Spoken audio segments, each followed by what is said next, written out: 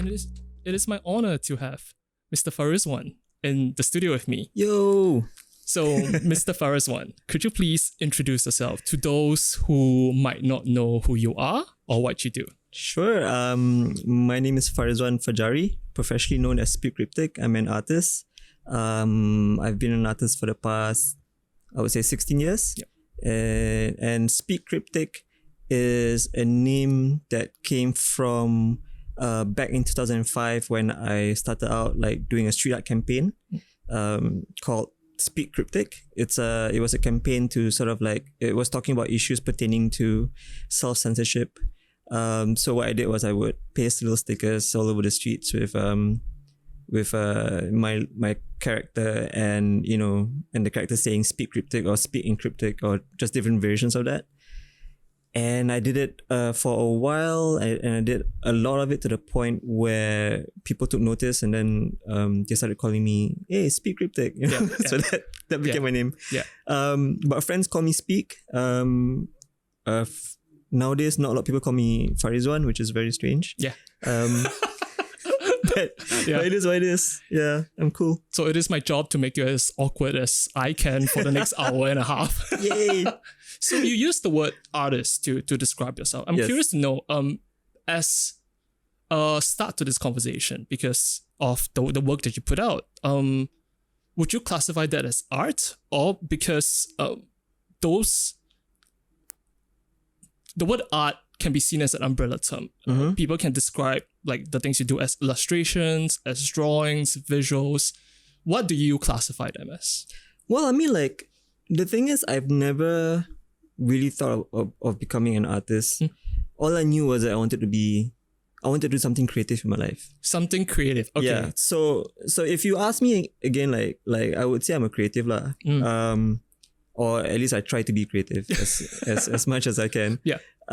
But like, it's just easier to tell people that I'm an artist. But even, I mean, like, that term was something I just got like used to using. And what I mean is, before COVID, like, you would travel and then you would put the occupation in a passport, right? And usually what I would have written down was designer or freelance, anything else, except artist. Yeah. But the last few years when I was traveling, I just got comfortable in writing the word artist. Yeah. And I think I don't know, it's not necessarily something that I define myself as. Yep. But I just think it encapsulates the things that I want to be doing, which is art. Yeah. Right. So what do you call someone who does art? You call them an artist, lor. So I guess, like, I don't know what else to call them. Right? Do you think that the word or the term artist is pretty loaded? Well, it depends on who you ask. Yeah. I know that a lot of people don't really want the weight on their shoulders. I mean, like, in regards to being an artist, I realize, because as artists, the ultimate, I feel like the ultimate role of an artist is to sort of be the person or be that thing to, I mean, you are that thing that reflects your environment, right? And that in itself comes with a lot of, I would say, not responsibilities, but there's pressure. A lot of weight, a lot of pressure to it. Yeah. And also, there are some artists, I mean, you have that, and there are also some artists who don't want to be called artists because they just don't want to, I don't know, like, write an artist statement. There are people like that as well. Yeah. Or people who feel like, okay, just because I'm an artist, okay, and because like anyone who was an artist before me or whatever, they have this thing that they do, which is, they participate in the art world. They talk in art speak. They art speak. They wine and dine and do all these things that is expected of an artist. So, you have that. You have the kind of artists who don't want to use that term because of, like, I don't know, like, because it's like an occupational hazard or something, Yeah. And I'm kind of in between.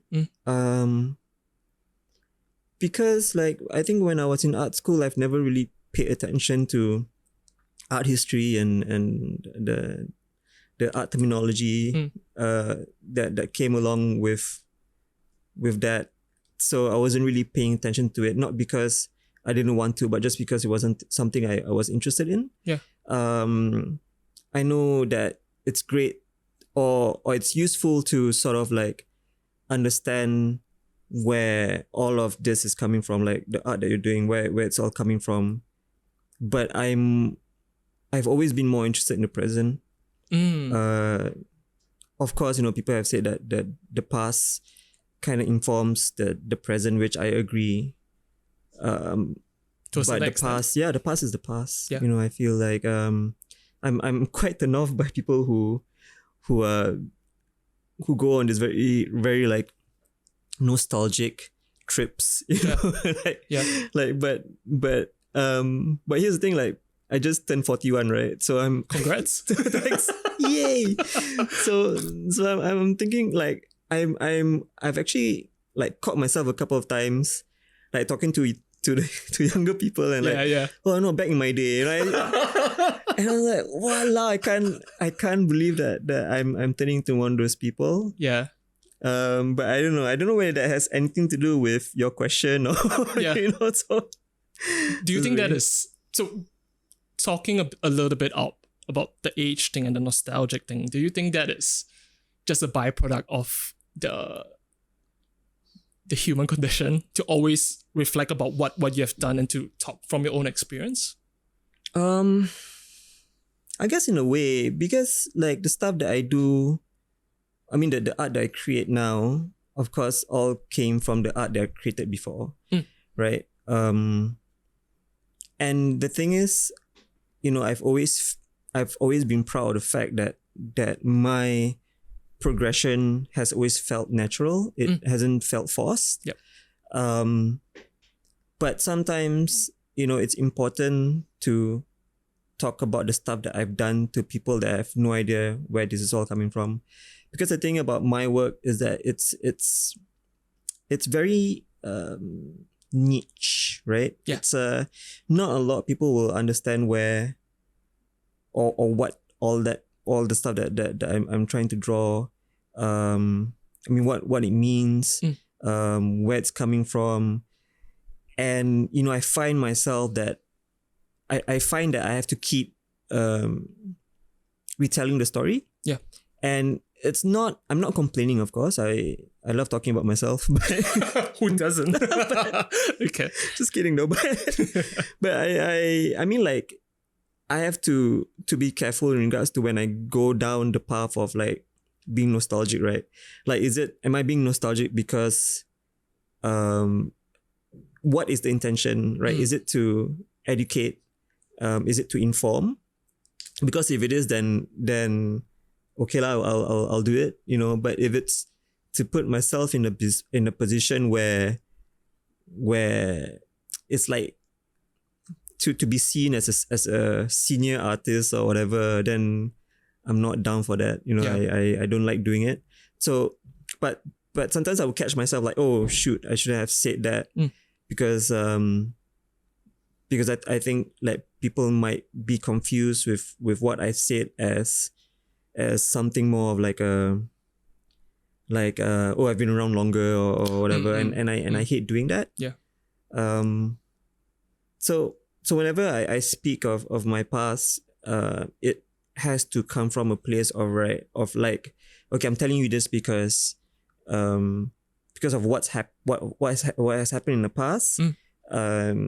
This is what's happening right now. Yeah. So I need to make that clear. So there's a bit of context to whatever you're saying. Yeah. Yeah, I think context is everything for me. Yeah. Yeah. So yeah, it's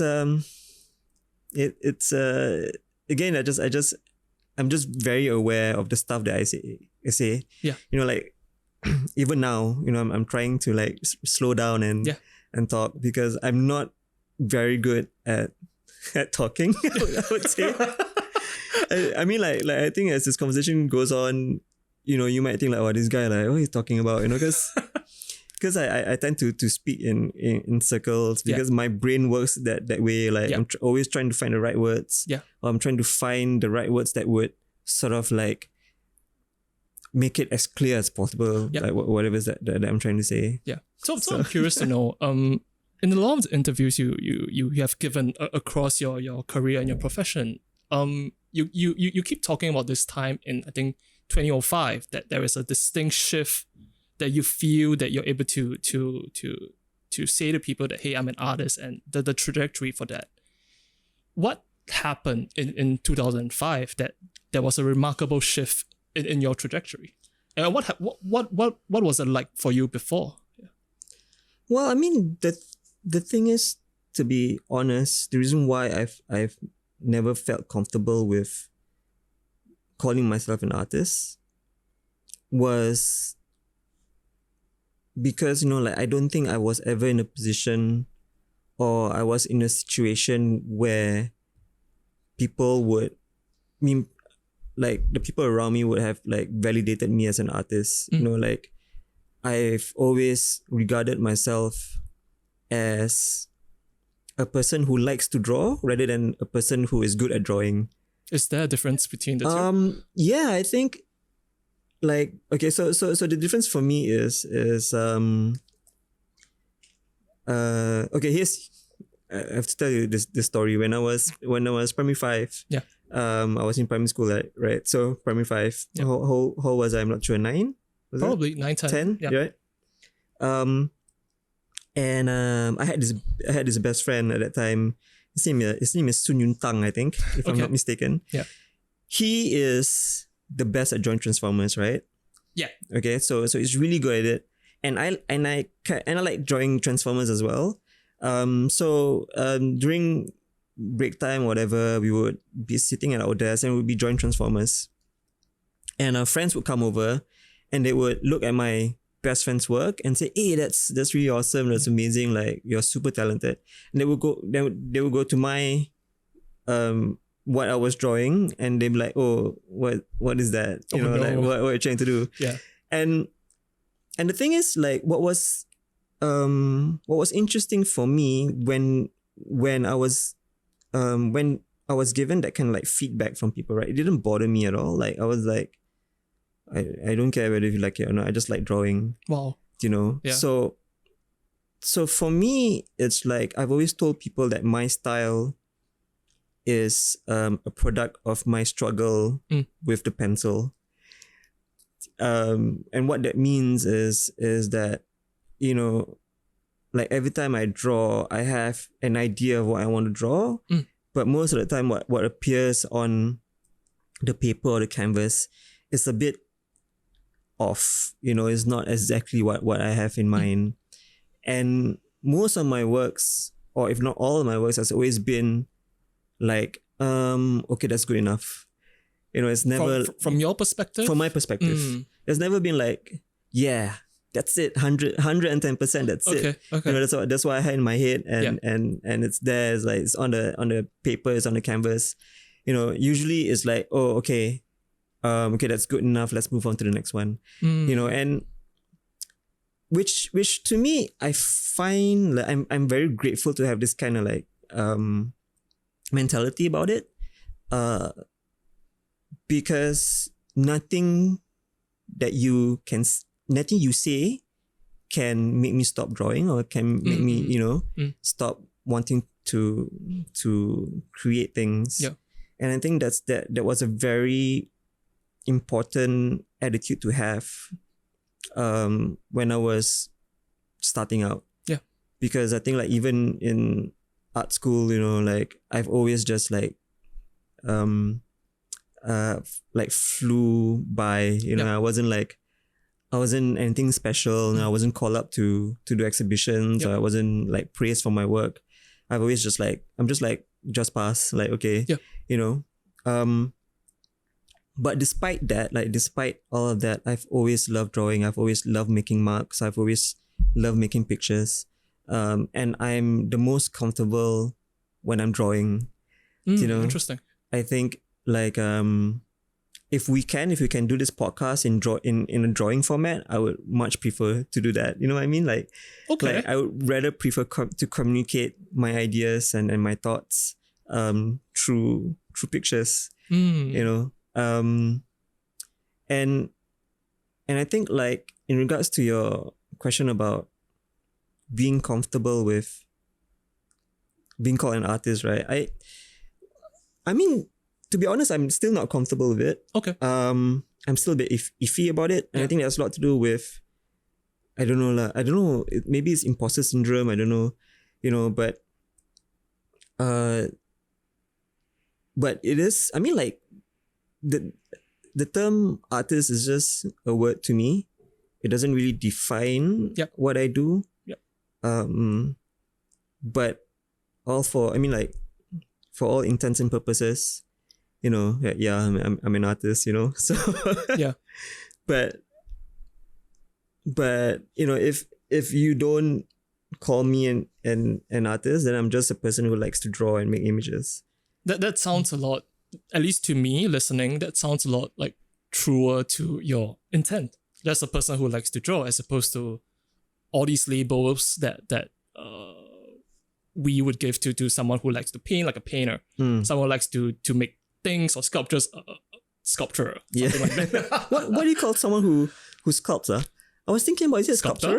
A sculptor or sculptor? Sculptor? Sculptor sounds cooler. Yeah, right. Sculptor sounds like Skeletor. Like So would you say, with regards to the illustrations that you've made, that you're chasing this sort of perfectional idea in your head, that it always misses the mark, but you're comfortable with that and you're moving on? I'm comfortable with that because I know for a fact that I will never get there. Okay. I've stopped trying to achieve perfection a long time ago, pretty much. I've stopped trying to because I'm just gonna go crazy if I just keep thinking about it. Like, okay, because it used to bother me, like, why can't I get this right? Why can't I draw this cup properly? Or why can't I draw this person's nose properly? Or this hands, like, this hands look a little bit weird. Why is this, you know? And of course, you know, I will try to improve it as time goes on. The more I do it, then of course, you know, practice makes, you know, perfect, whatever. But I don't know, like, I don't think I will ever get there. And I think that's a lot to do with who I am as a person. There's this hate breed, this hardcore band. There's a album called Satisfaction is the Death of Desire. Ooh, it's pretty intense. Oh, nice one-liner. but I think that's it, you know. Like, I feel like once I'm satisfied with something, then why even bother to carry on? Yeah. And for someone like me, that's important to have that kind of attitude, because again, I don't think I'm anything special. I don't think that I'm talented in any way. So it's like the only way that I could sort of like do this is just to keep, you know, drawing, keep working as hard as I can. Because I think that's the only control I have over anything. Like, it's just like, how hard can I work? You know, that's fair. How much time do I put into something? I think that's the only control I have over the thing that I'm trying to do. Yeah. And of course, you know, the more time you spend on something, then the assumption is that that it will look better. You know, that's the assumption. Is it often the case? Not really lah. But that's why I tell myself, though, like I feel like the more time you spend on something, that okay, then I think that the work will look a bit better, I feel. Yeah. But also, I feel like the longer you do something, like the shorter time that you need to actually draw the thing that you want to draw. Do you know what I mean? Like, the longer time you spend. Could you please repeat that? Yeah. So this idea of like I just found out there's this I use this story often, the Paula Share story. Do you know about the Paula Share story? So she created the Citibank logo for $1.5 million or something. And she did it on a piece of napkin. And she did it within 5 minutes. Right? Okay. So the person who was like, there was someone who asked her like, charge someone $1.5 million for 5 minutes of work? Yep. And she replied, yeah, but it took me 20 years to do it in 5 minutes. And there was another story that I just found out yesterday from a friend who it was a similar story, but that person was Picasso. So I think so this is what I mean, like the longer you do something, the easier it becomes, and maybe you will probably spend a shorter amount of time doing it to get that same sort of to execute that same the same, I don't know, idea or the same sort of the image that you have in your head. I think so. I mean, that's the hope. I feel like I'm a bit quicker at drawing something. Yeah. As compared to perhaps a decade ago. Yes. Okay. So I think that's because of the time spent on drawing that one particular thing, over and over and over again. Yeah. So it gets a bit easier as time goes on. So at what point in your profession, if you remember at all, did you have this epiphany about perfection? Because to me, the idea of perfection seems very romanticized. Like you want to achieve it, like you in whatever you create, you want it to be the perfect thing. But because of that, you spend an enormous amount of time doing this one particular thing. And let's say if you spend too much, then your level of expectations when you do release it out in the world, it doesn't hit that, or maybe because of this chase, you don't even release it. So I'm curious to know at what point was there like an epiphany about this particular thing? I mean, I wouldn't call it an epiphany. Yeah. Sorry. But I don't know, I realized that this is for me. I mean, like for me, drawing or making art or creating an image, to me is another form of like communication, right? So I would sort of like equate that the same way as like just me talking to you. Like the reason why you understand me is because we both kind of speak English. You speak English, I kind of speak English. So it's like, so I'm trying to use all the words I can in my head, which is very limited, to express some idea, right? And it's the same thing with drawing for me, or same painting, drawing, whatever art related thing that I'm doing. To me, it's the same thing. It's trying to communicate ideas.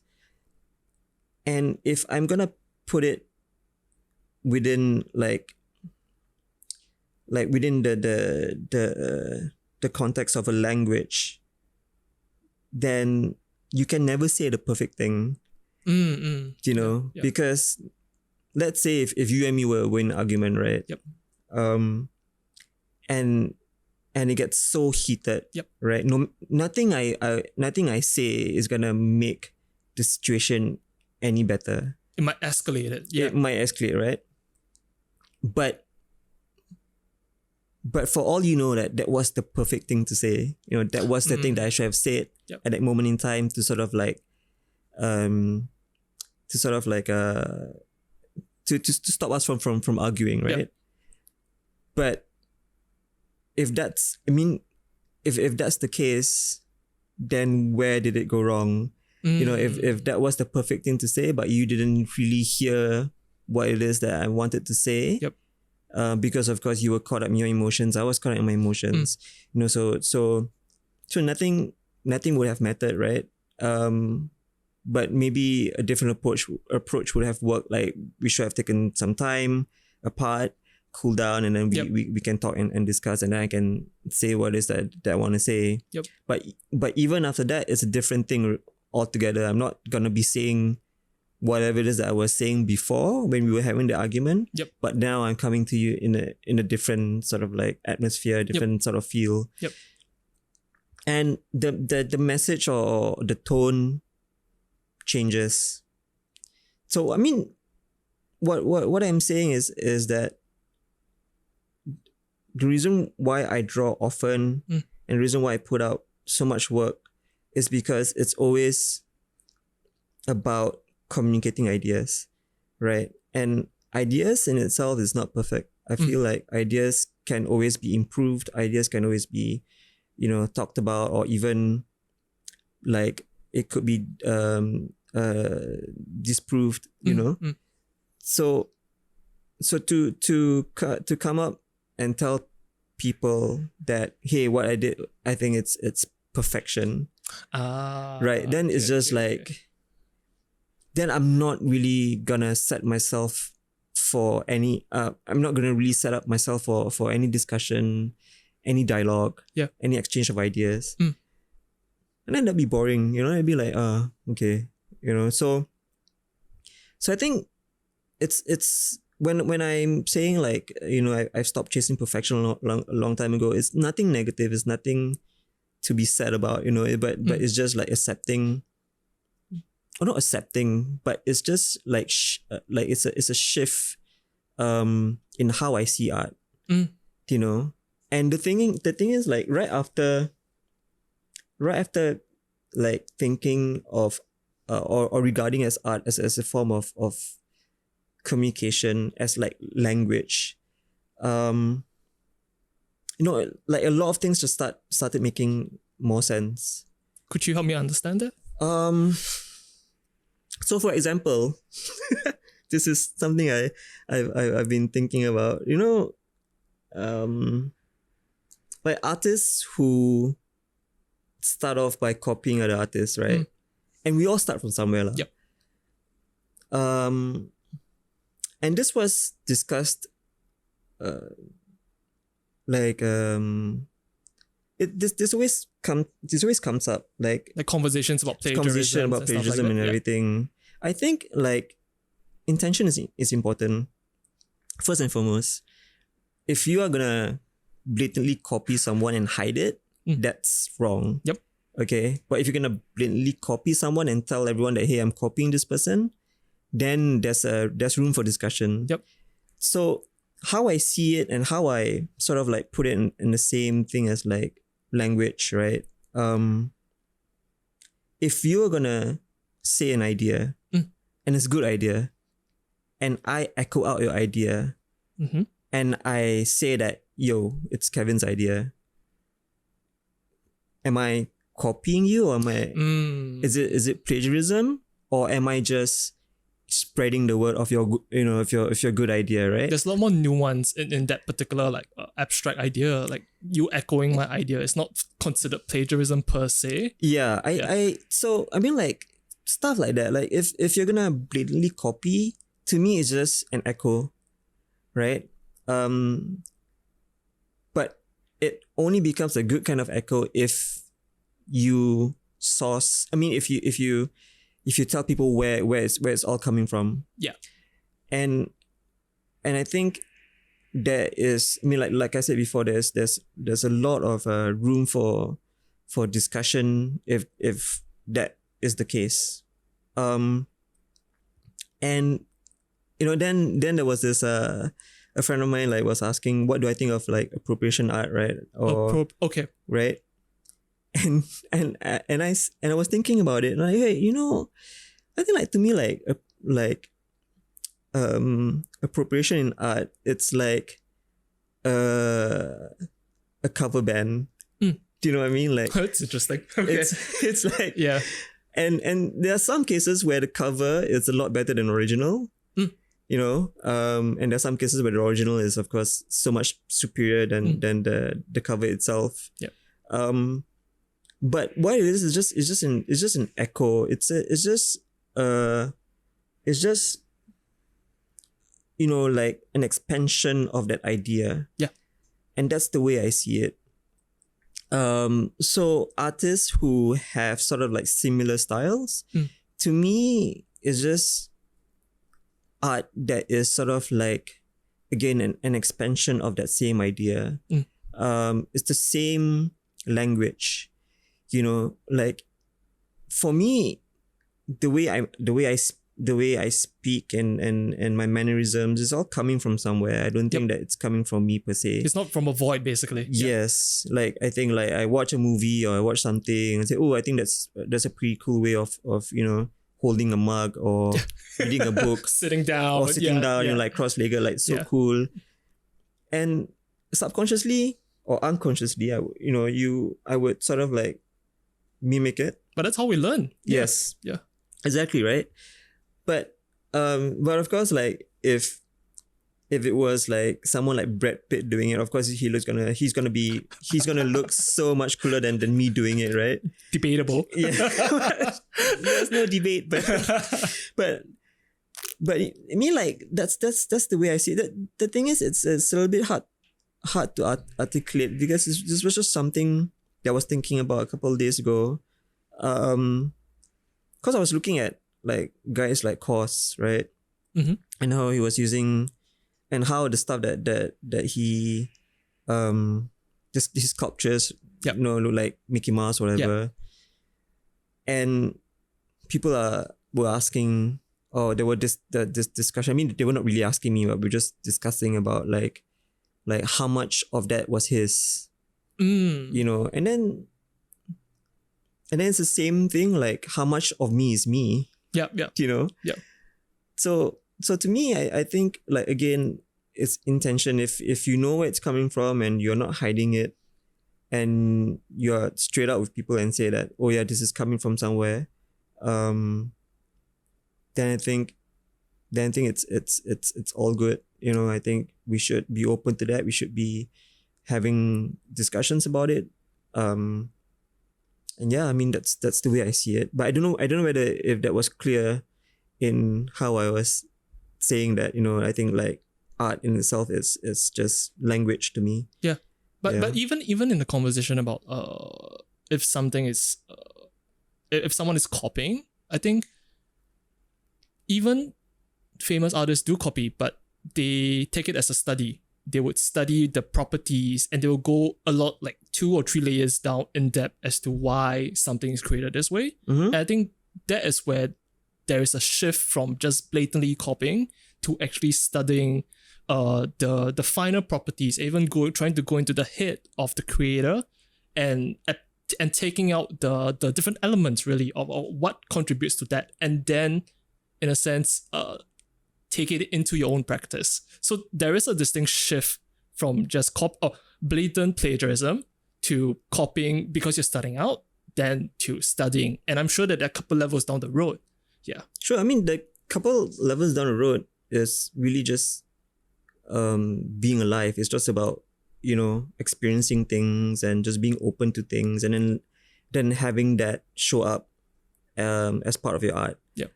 But because there were times, especially when I was starting out, like people were not accusing me per se, but they were saying like, oh, your stuff looks like someone else's. Yeah, I remember there was this one incident. Someone was saying that my stuff looked like Macbeth. You know Macbeth? And then I was quite honest about it. I said, wait, I've never heard of Macbeth, but his work seems pretty cool. Yep.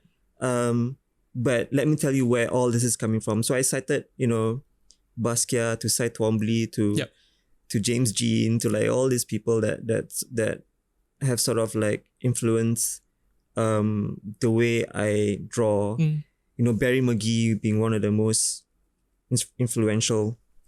So I think, like, for me, it's okay for someone to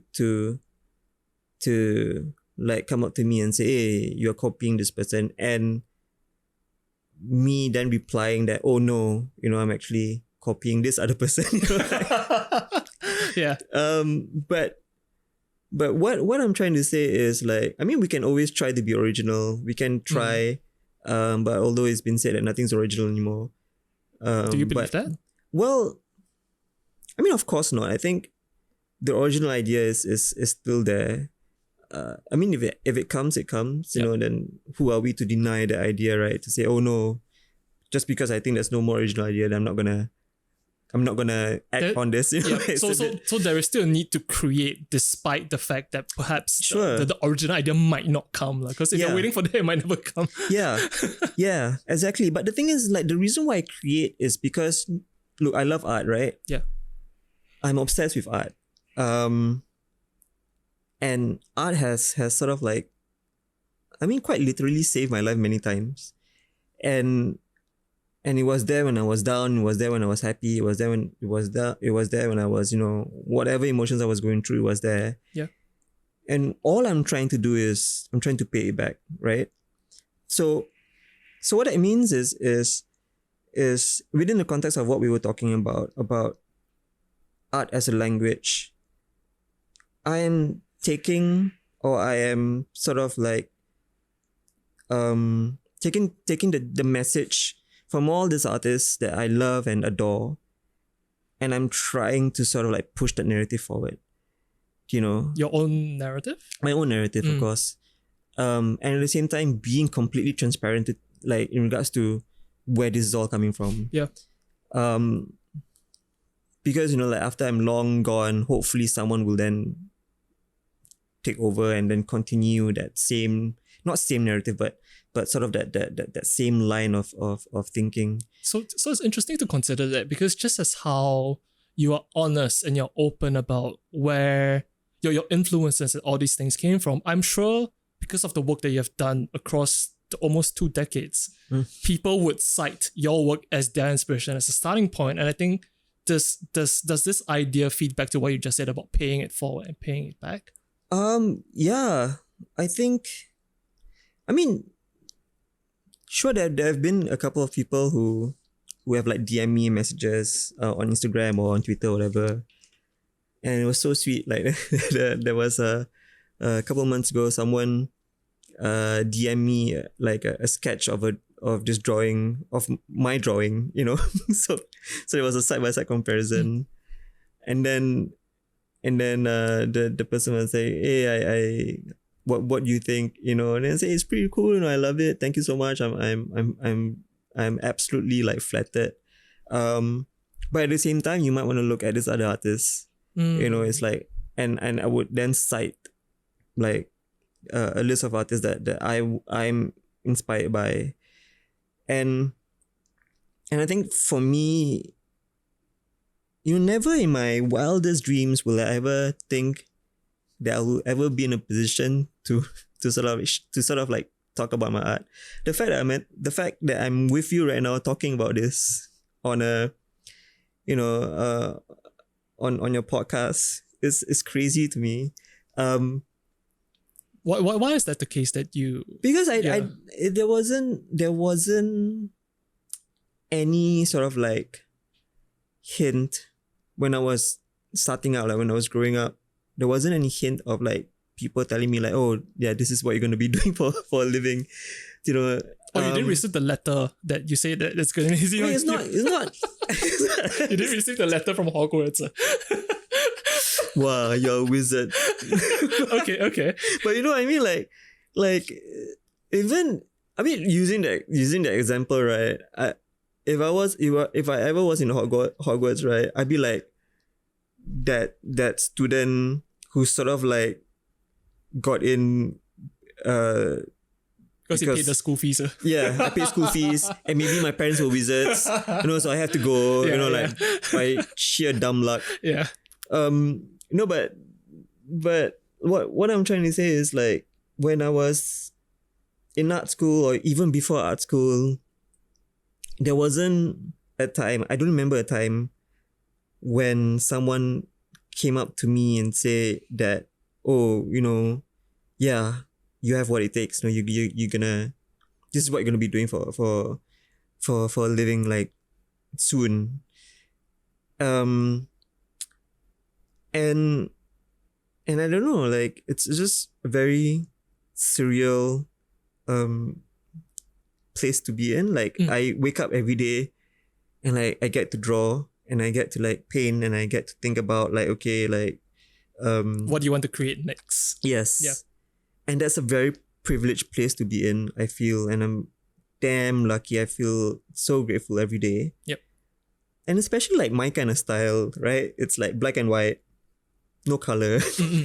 Yeah. So how many people would actually like that? I don't know. But the fact that there are some people who liked it enough to buy it. Yep.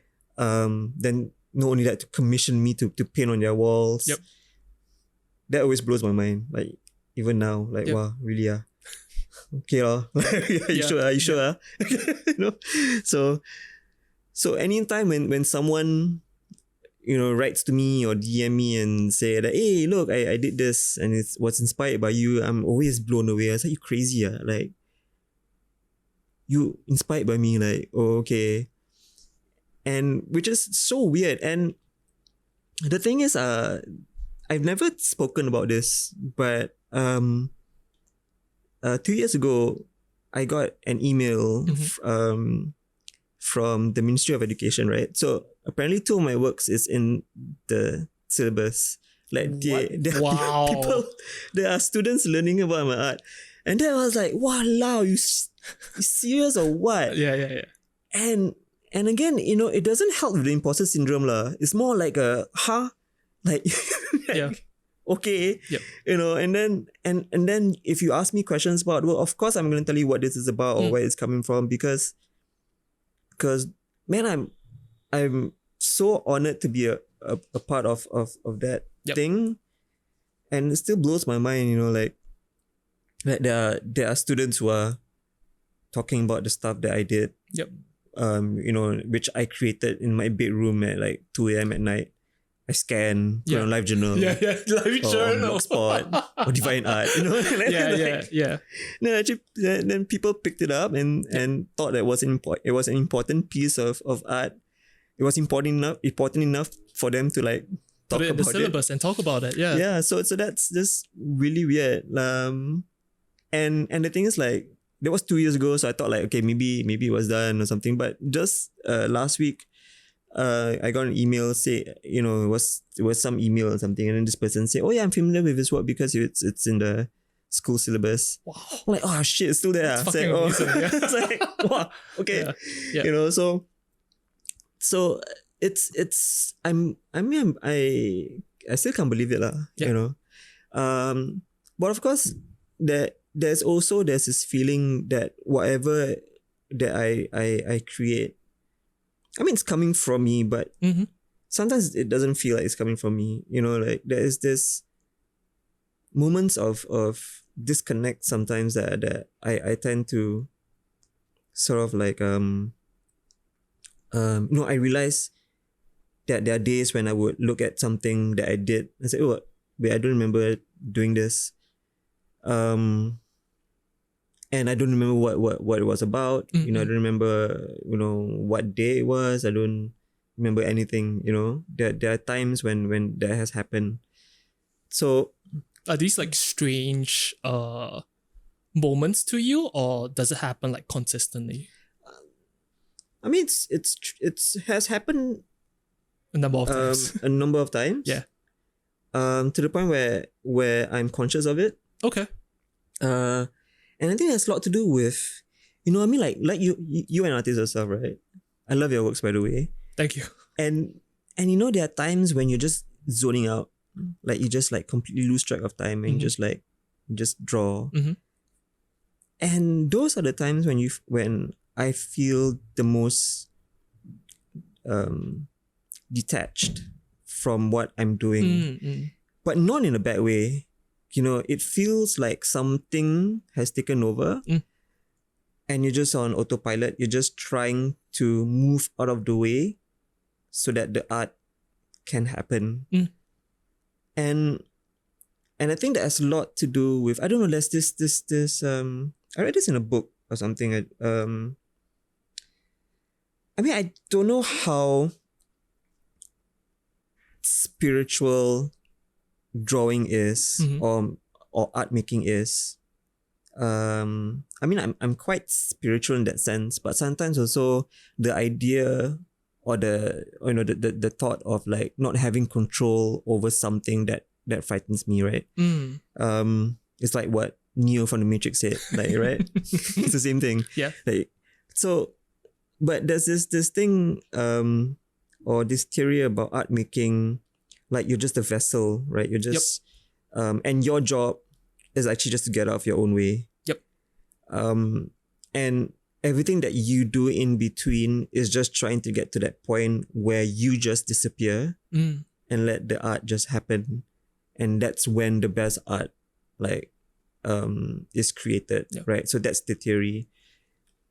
Do you feel like that? Like when it happens? I mean, of course, there are times when I would look at my work and say, "Hey, not bad, like." And the times when I do say that is like the times when I don't remember like drawing it at all. But I think I'm getting a bit better at like getting out of my own way. I think, and what I mean by that is just removing the ego. Not necessarily like removing the self, but more about the bad stuff that's just in between you and your art. Yeah. And I realized something about the ego, and this is something that I'm quite happy to have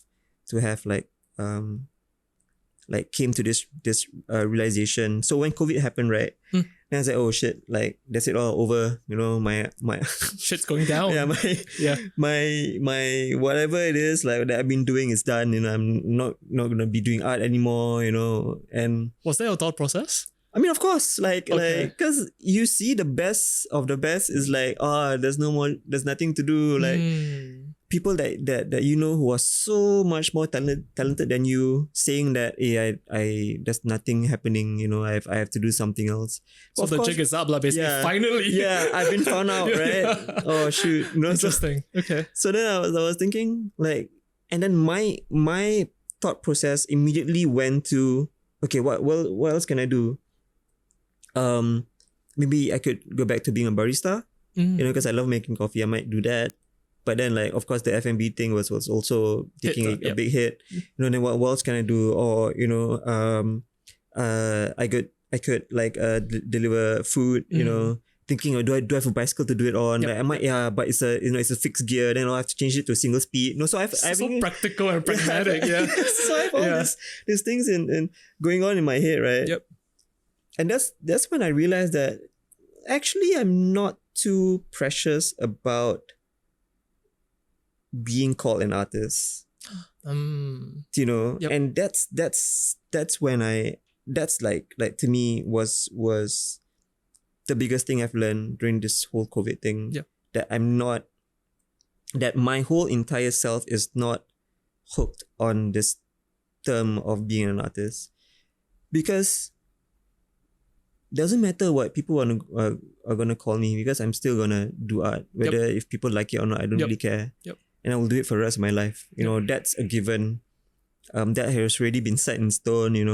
Like people who knows me, my wife, my family knows that it's a ride or die situation. So you're gonna create irregardless of whether you make money from it, whether it's a profession for you, whether people regard you as an artist or whatever. Yeah. So to me, like I felt that it was quite liberating in that sense. Because that means that, oh shit, well, no matter what happens, I'm still gonna do art, lor. Like, it is what it is, right? It's very empowering. It is. Yeah. It is. It was quite a load off my chest, really, because again, like what I was saying about the fact that when I was trying to be an artist or trying to do something creative with my life, no one has ever said to me that oh, you can be an artist. But then I got to a point where I'm comfortable enough to tell people I'm an artist. So I thought my whole entire self-worth was based on that term, for quite a while. And that kind of bothered me. Because I mean, I've been very lucky to have gotten jobs and to be doing this like full time. Yep. And I've always thought that, okay, if you take this away from me, then I'm dead. Like, that's it. Okay. I'm not, right. I'll be so devastated that I'm just gonna like... Because all your chips are in this particular artist basket. Yes, yeah, exactly. Yeah. And whatever that came with it, this idea of what an artist is. Yep. So when COVID hit, I was like, oh, no, the jig is up, like what you were saying. The art police has broken into my house. It says, surrender your brushes, bastard. We got you. Right? Hence the coffee mug. It's like a coffee mug. Okay. It's like the small little palette from Art Friend. You have to paint with colours now. So you know, like the fact that I went straight into like, okay, and the thing is it's like I was thinking, okay, what it is can I do to keep making art, right? And that was part of the whole process of like, okay, if I do this, like I'm thinking I can't do this full time because then I won't have enough time to do art, whatever it is. So I was thinking, maybe like delivering like food, like joining Food Panda or whatever. It's probably the best thing to do. And I was thinking like, then like I went straight into like PMA, like positive mental attitude, right? Like, okay, that covers exercise for sure. I'm gonna be For sweating, sure, yeah. and like I'm gonna meet new people, thinking of all the adventures I'm gonna have, being chased by dogs. And so I was thinking like all these things, like all these memories I was gonna be making. Yeah. But for some stroke of luck, there was some jobs that came in, which helped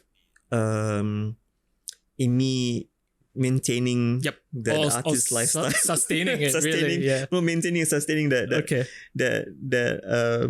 imposter syndrome lah. So the dance continues lah. Yeah, so the dance continues.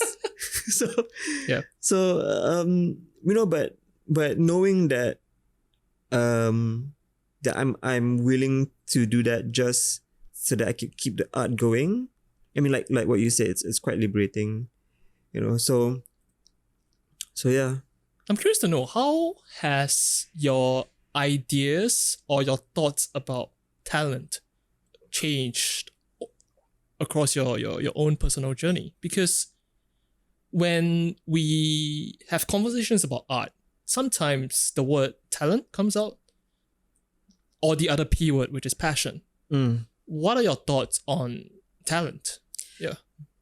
Well, I think talent, passion, cannot beat the stomach. What? Could you please elaborate? So what this means, right? In order to do, okay, I'm just gonna say artist lah, right? Because I don't know anything about anything. But I think in order to become an artist, you need the stomach for it. And what this entails is like years of frustration, of like being pushed aside, of not selling anything, and still being okay with it. The thing is like, if you look at all the art schools that we have in Singapore, right, we have plenty. We do have plenty. Right. Yeah. And like even, like which school doesn't offer graphic design or like art related courses. Yep. And then how many people are actually graduating? And then how many people are actually becoming artists? -50, meaning instead actually we are losing people. Exactly, right? Yeah. So it's like, then, I mean, are you trying to tell me that all these people are not talented, man? Like they're not passionate, man? People are talented. Like, are you trying to tell me that come on, like, I mean, the fact of the matter is, like, I think that we have a lot of talent in Singapore. I mean, like all over the world, pretty much.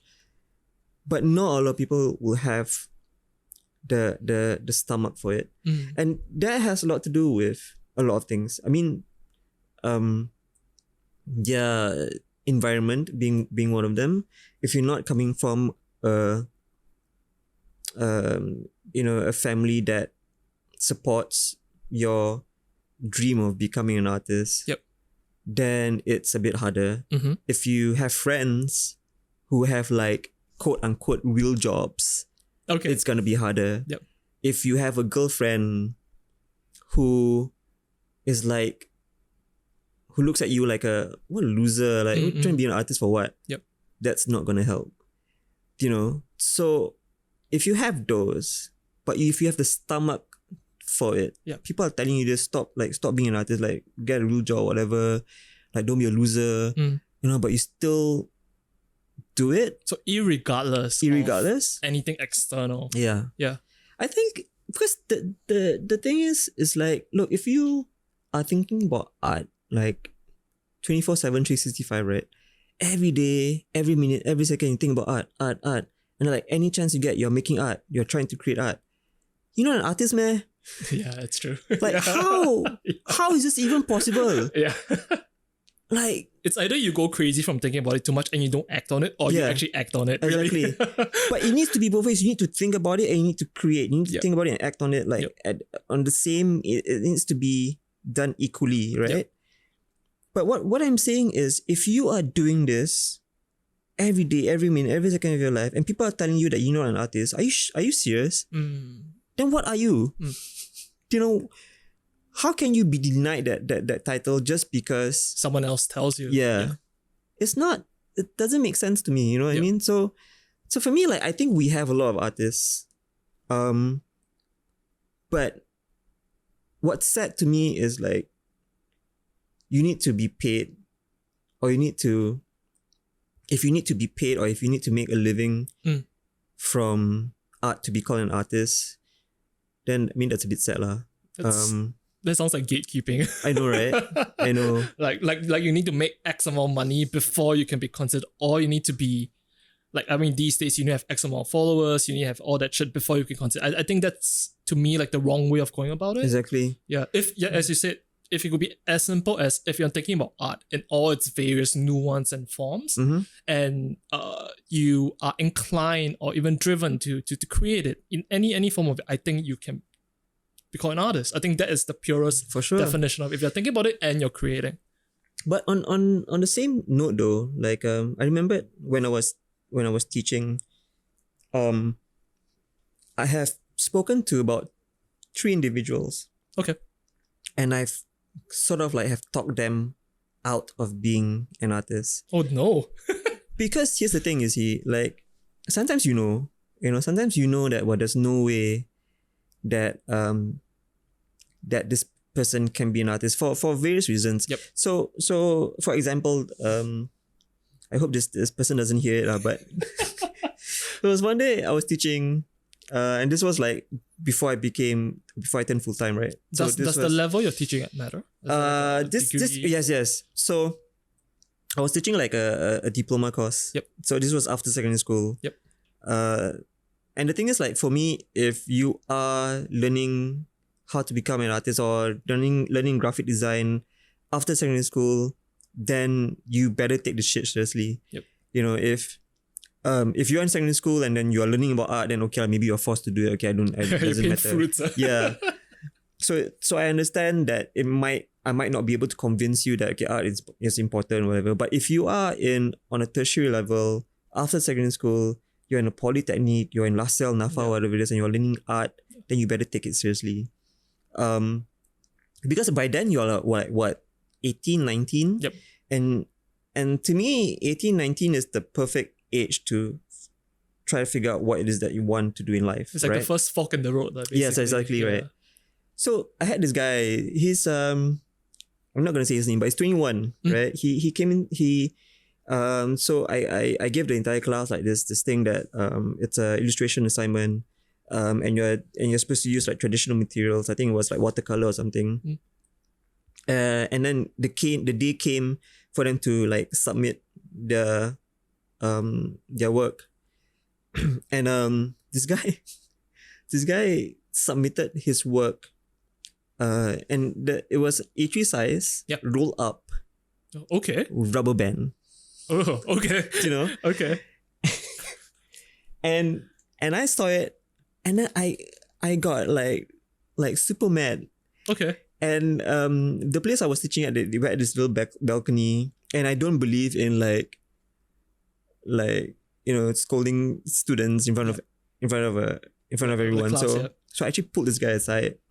I put him in the balcony, and I said, hey, what is this? What are you trying to do? And I said, no lah, is that my work what? And I'm like, rubber band, A3, what? Yeah. I don't understand. Then I opened it up and it was crumpled. And I said, what? Do you even understand why this is wrong? And he was like, no leh, you asked me to do, I do lah. Then like, so we know from there is like, okay, wait, this is gonna take some time. Yep. And then and I straight up asked him, why are you here? I said, oh, I want to be graphic designer. I said, but why? I said, oh, because I think like it's a safety net. I said, are you crazy? You see how is it? Like who in the world goes into, I mean, even graphic design, like commercial design, whatever you want to call it, anything design, art related, there's no safety net, right? That's the first time I've heard that. Yeah, art and design is a safety net. Okay. And for some strange reason, he thinks that it will guarantee him a job or something. And I said, look, I'm gonna be straight up with you, and I'm gonna ask you, because it's like because it was a year course, so he paid like the first 6 months, and he had another like 6 months to pay off. Yep. And I said, before you even think about paying the last 6 months, I want you to think what it is that you want to do. Do you have anything that you want to do or not? And then he straight up said, oh yeah, actually I want to be a bike mechanic. Okay. Then I do. Then why are you here? Say, oh no, I don't know leh. Then he was like, my was the same thing. Something about his parents, and his parents thinking that, because I think like graphic design equals office job equals stability. So maybe that was the thinking. I'm not too sure. It's a very interesting mind map, but yeah, okay. Right? Yeah.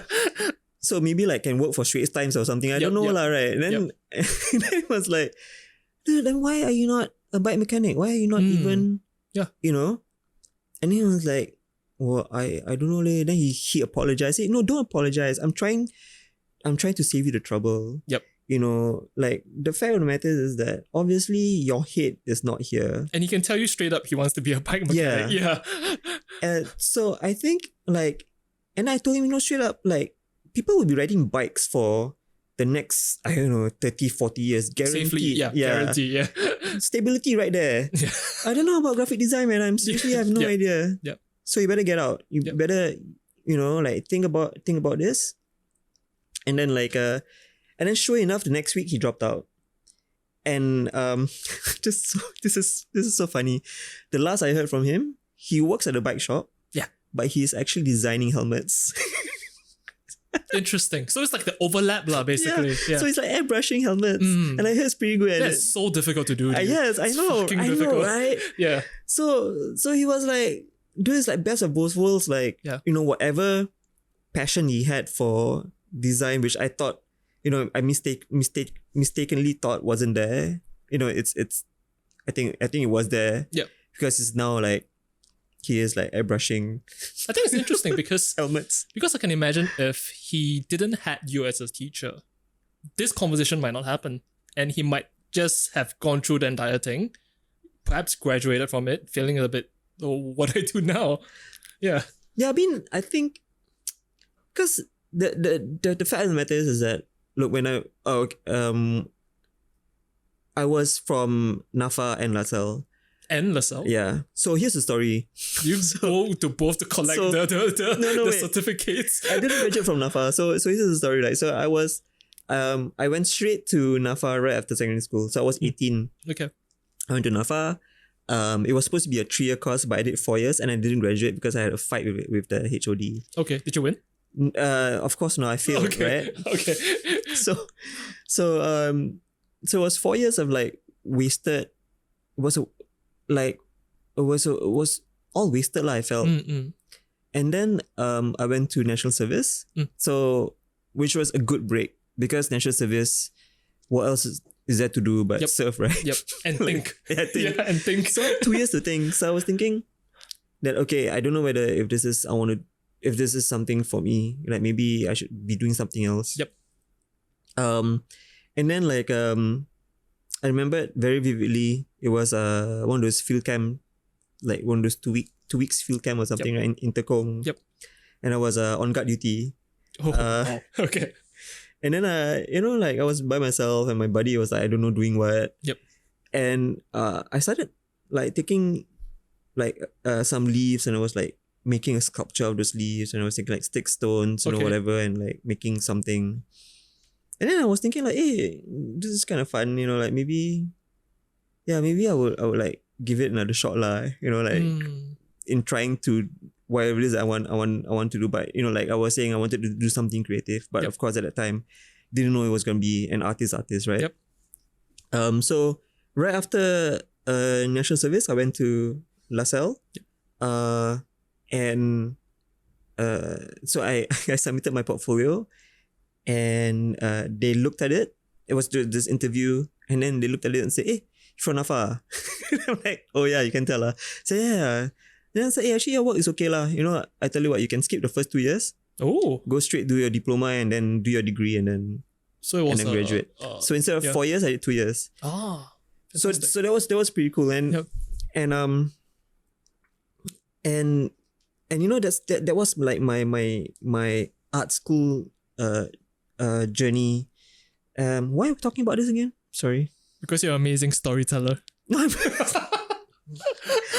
I'm not. I would have remembered. Because talking about talent and passion. Oh yeah. So, I mean, like when I was in art school, here's the reason why I was telling this story.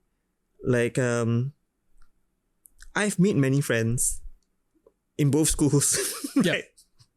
Yeah. So, and I could count on both hands like how many of them are still artists, you know, and not even artists or just doing anything art related. Yeah.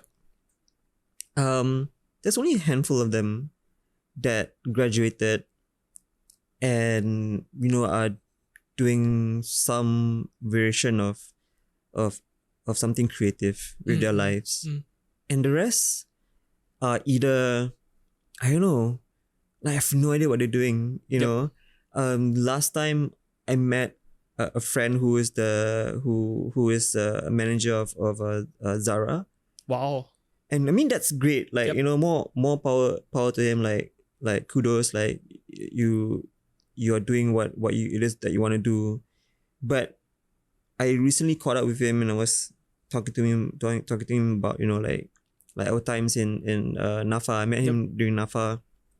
I said, "Hey man, like, so how is it like, you know, like, yeah, I still like paint, I still draw, you know, but not as serious as before lah, you know." I'm like, "Oh, okay." You know, and I remember him being really good at one of those really good painters. Yeah.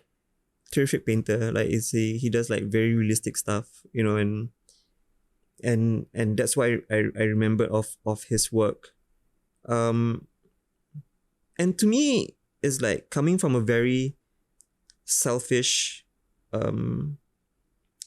perspective of, you know, coming from someone who just loves to look at art, right?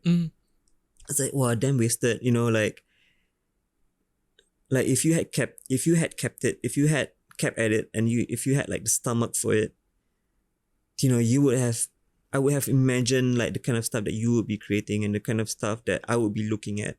Or even other people might be looking at it. Exactly, right? So I mean, like, I cannot help but wonder how many of these masterpieces, you know, are we not seeing because of how, I guess, the education system, society, everything is formed around different things. Yeah, exactly. And it's a shame, really. But of course, there's no shame in them like just going on a different path. Yep. It's just a very interesting thought process to go down. Yeah. Yeah, but I've always found it really strange about like this idea of like an artist, right? This idea of a starving artist, which is, you know, like very common. Like this idea, it's almost romanticized. Yes, right. Yeah, that's kind of like the boogeyman. Yeah. And why is it that everything art tools, from the paints to the pencils, are so damn expensive? Fucking expensive, dude. Right? Because there's a market for it. Is it? Yeah, but who are they marketing it to? Starving artists? You know what I mean? Like, yeah, that's true as well. Yeah. Like this is what I'm thinking. Like, and not only that. I mean, that is one of the factors to an artist or someone who potentially can be an artist to become not an artist, you know, from expensive art tools to, again, society, and telling you that that, don't waste your time. Yep. Why are you even doing this? I think contextualizing what you just said about having the stomach for it, I think if you were to think about, let's say, another profession like a doctor, and you were to conceptualize, I have to endure perhaps even 10 to 20 years of perhaps not getting a return for it, even though I have to go through all this entire process to get the certificate or to get some sort of a recognition for it. Mm-hmm. If you conceptualize the same journey of an artist, quote unquote artist, into the other professions, I think that's pretty depressing. Yes, I know, right? It is. But it's just a very, very strange thing, like, to be an artist. It's either you are being discouraged, being put down, or you are celebrated. You are not. It's never. There's nothing in between, really. Do you think that's changing? Changed? Do you think that's changing? Because okay, let's shift the conversation back to Singapore. Sure. Because in my perspective, Singapore has always been pragmatism first. Meaning, even when you're out of secondary school, you have to quote unquote choose a career. In a sense, at that fucking age, you have to choose one of these different paths to go down to. And I guess the common conversation, perhaps like 2 decades ago, would be like, choose perhaps something in the finance sector as opposed to being a film director. Choose something in accounting as opposed to being an artist, being a painter. Right. Yeah. In fact, I think one might get shouted at or even discouraged by the immediate family, like, hey, I want to go be a fashion designer. So I'm curious to know, from your perspective, do you think the conversation has changed?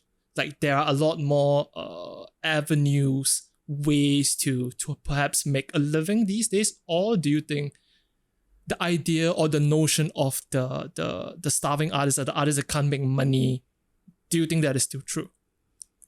Well, it really depends. I mean, I think like parents who are like around my age would probably have a better understanding of how the world works in regards to, like, where art is, and how art is placed in society. I think there is sort of like a appreciation for that. I mean, in comparison to years like 10, 20 years ago. Yeah. And I think that has a lot to do with maybe more opportunities. I think the internet helped. Yes. The arrival of perhaps high-speed internet. Yeah. You can, with perhaps 3 clicks, you can go to something, do something. I think that kind of escalated, and even that kind of was the catalyst, really. Exactly. Yeah. Yeah, I mean, like 5 years ago, there wasn't such a thing as a YouTuber, Yeah. or Instagram influencer, whatever it is. Yeah. But that's like That's a common thing now. Yeah. a legit occupation, right? Yeah. And sometimes you watch TV and then there's this 5-year-old, 6-year-old kid, and then someone is asking, what is it that you want to be when you grow up? Oh, I want to be a YouTuber. It's like, what? Like, it's That's like common speak now. Yeah, exactly. So I think the world is definitely changing, and shifting of perspectives and all that. But I think there is still that fear. And it doesn't help that there's this false advertising, of, I hate to say it, but passion made possible. Okay. Like, okay, really? Like, Okay. is this really, do you really stand by that? Right? Is it really possible to turn your passion into like a job? So like, past the glossy headlines, Yeah. what is not being said? I think we need to be realistic about it. But at the same time, being in Singapore, we are one of the luckiest few in regards to having, when we talk about support for the arts, I think we are quite lucky. Like if you want to create or start an exhibition or start something, there is a government body for that you can write to and ask for a grant. some other countries are not as lucky. Yep. You know, you have to do this fundraising, and it's just like months and sometimes years of just like begging for money before you can even have an exhibition. So I mean, I'm saying this, being aware of the situation. I'm not saying that it is ideal. It's the best. Yeah, I mean, like it's not the best for sure, but it's better than some countries, right? But what I'm saying is this messaging is not in a direct reflection of what's happening in Singapore. You know, like I feel there is this stigma, this this misconception that a lot of people have about the arts in general. And I think that has a lot to do with our approach to engaging the audience. I've always felt that it's like a touch and go. You know, it's always about KPIs. It's always about how many people can we bring to the space, rather than how many people exit the space with an appreciation for what they saw. Do you know what I mean? Yep. So, you know, you can say, oh yeah, it was a success because there were 10,000 people that was watching it. Yep. But how many of those people were actually watching it, like really watching it and being in awe of it or being moved by it? Yep. And that's, you know, we have surveys and we try to find out, and people can just say, oh yeah, I've learned something, or oh yeah, I have a huge appreciation for the arts now. But I think the biggest test is whether that looking at it can inspire you as the person to be more creative. Or best one yet, right? To have your kid try out to be an artist. Or whatever it is that he or she wants to do. Like, would you let them do it? You know, would you allow them to do it? Yep. And I think that to me is the real test. But of course, but then again, you look at art schools, there's a lot of art students. So definitely, right, there are a lot of parents who'll be like, yeah, cool, I go for it. You know, like I'll pay for your fees or whatever, and you have a crack at it. Yeah. So that's that. So that's hope. But I don't know, some things it just doesn't feel right. You know, there's a huge disconnect, I feel. Between? I don't know, the arts and the audience. There's just not, I feel there's no, I don't know, like something's missing. Cultivation, like there's none of that. Okay. It's always like, okay, like here's chicken rice, eat it. Nice or not? Nice, huh? Okay, see you. You know, it's nothing but, okay, this is how we make the chicken rice. But you just described Singapore in a nutshell. Yeah, I know, right? But even, I mean, like, I think there are people, I have a feeling that the ratio of people who appreciate chicken rice is a lot more than people who appreciate the arts. You know what I mean? Fair enough. Yeah. Although making chicken rice is an art form in itself, you know? It's a ridiculous art form, yeah. Right? So I think it depends on what the conversation is about art and how one defines it. Because at least from my perspective, I would say that even in the strictest business sense, right? You can be creative and that is your art, because I think for me, art ties closely to craft, which ties closely to creative, because creativity, I don't think it's just about the execution on the paper and everything. You can be a very, very creative businessman. And I think those are the kinds that really excel. But I think I would agree with you to the fact that something's missing. Yeah. Like, we are, quote unquote, told to appreciate the arts, but if you don't see the process, and I guess the narratives and the stories behind what the art is actually about, I think there's a very crucial misstep there. Yeah. You're just appreciating the facade of it. But most of the time, at least from when I look at something, I want to know what is behind. Because of to your point initially, like you can draw something now, but that is just existing in 2021 in the month of June, but you don't see the years that has influenced your thoughts and your craft. Sure. Those are not clear because you only see what you put out right now. Right. And I think that is an art form itself. The way like your mind and I guess your hands have become like a habit, and it's very, very synergistic between how you create. Yeah, I think that to me is lacking. Yeah, for sure. Or there really isn't to what you just said. People are just told to enjoy chicken rice, but they don't know how it's created, and they don't know the different nuance and why this is used over there. They're just told to enjoy it, which I guess it's an interesting conversation to unravel. Yeah. Do you think things will change? I mean, things has to change. Has to. What else is there to do? Okay. You know, Yep. like I think anyone who is in the arts, you know, we all have a part to play in it. We are all part of the conversation. Yep. And it really depends on what kind of art you do anyway. Like the thing is about my art practice is that I'm alone most of the time. I'm just by myself. Very rarely I'm a part of something with a group of people. But when that happens, I'm so damn happy to have people to talk to and share ideas with, right? Yep. And you know, like all I've said before might be wrong to some people because you know they are in the thick of things more than me.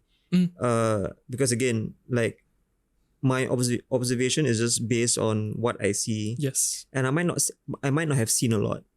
And I just want to make that clear.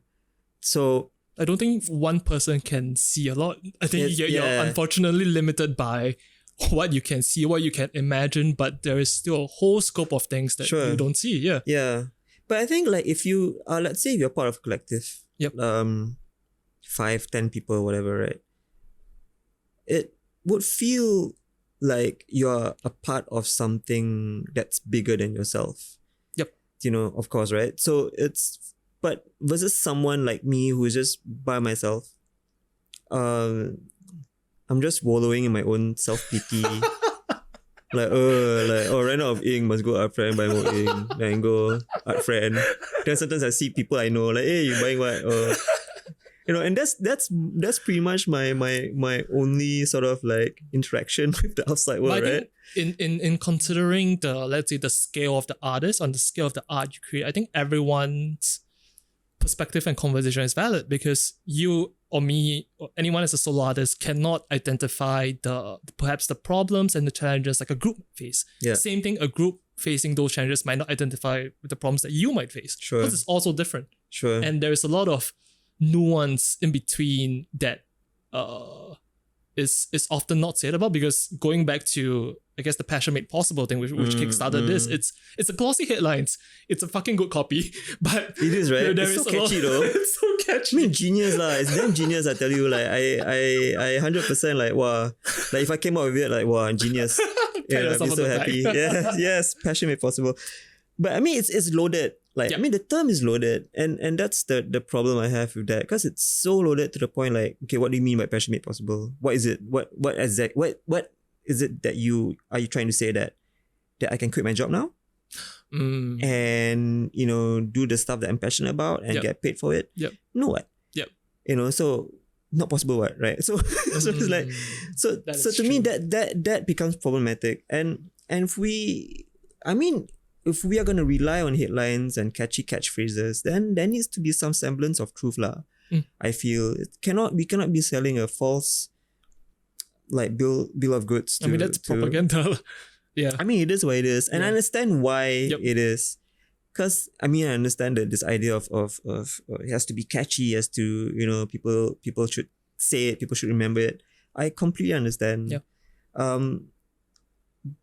But the word passion and then possible in the same sentence, say wow, like it's It's serious. It's a fucking tease lah, basically. Yeah.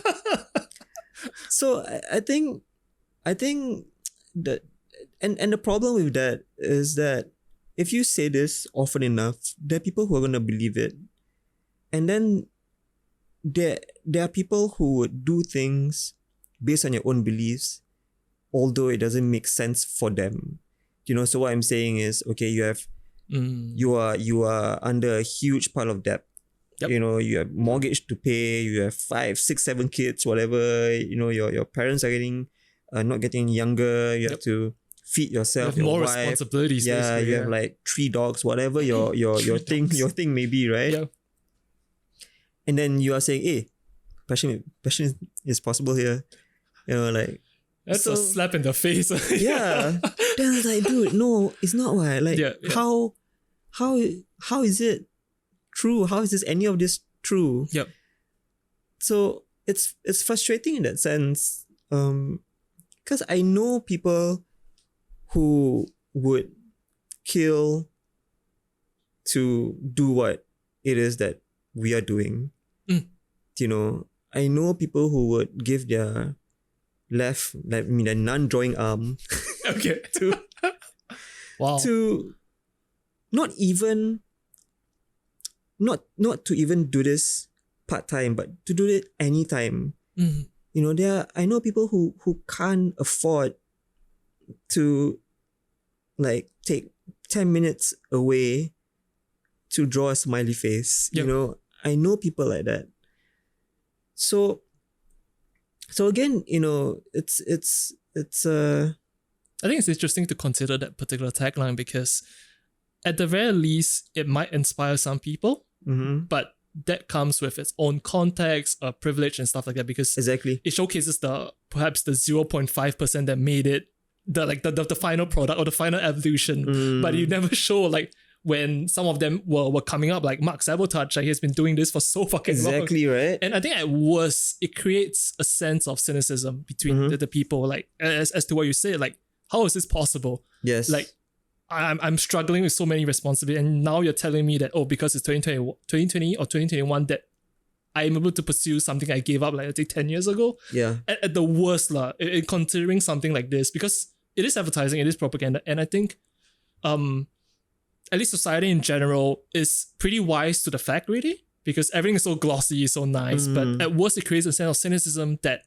it showcases that you don't actually support it. You want to support the people that succeed, of course, but you don't want to support the people that might have failed. You don't want to support the people that you don't want to entice people who might have given up something creative, right, to in pursuit of perhaps wealth, finances, because they have responsibilities. People have responsibilities, but perhaps something like ad like this might not be targeting them.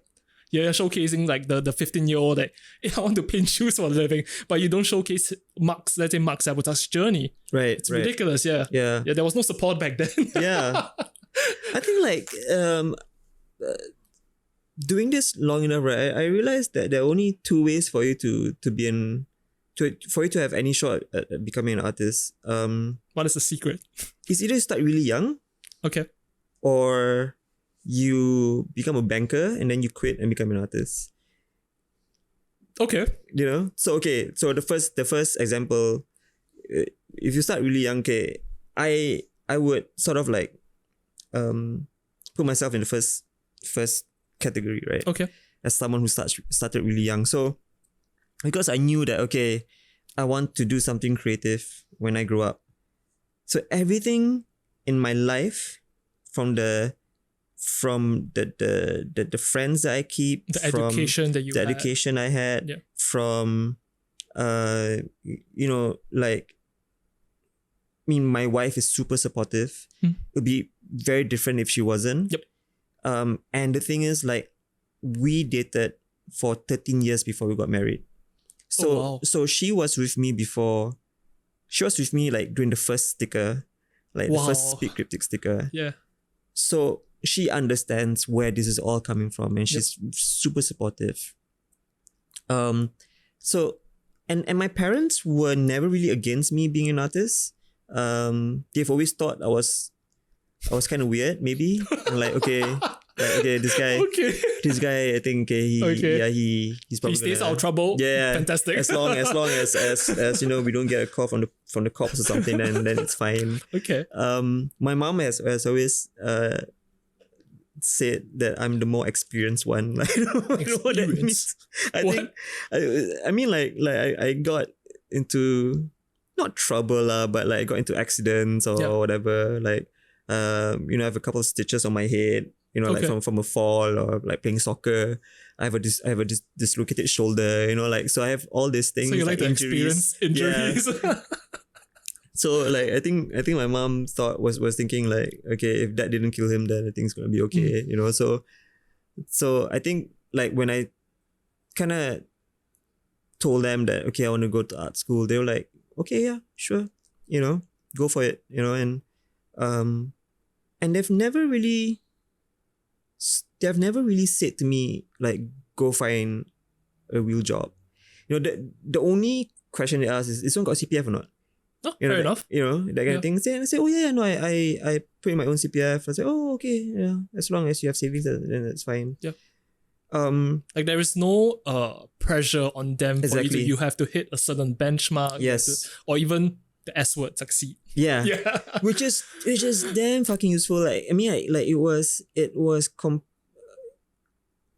like important in regards to like in regards to this whole overall like mindset I had about okay, when I'm gonna do this. Yeah.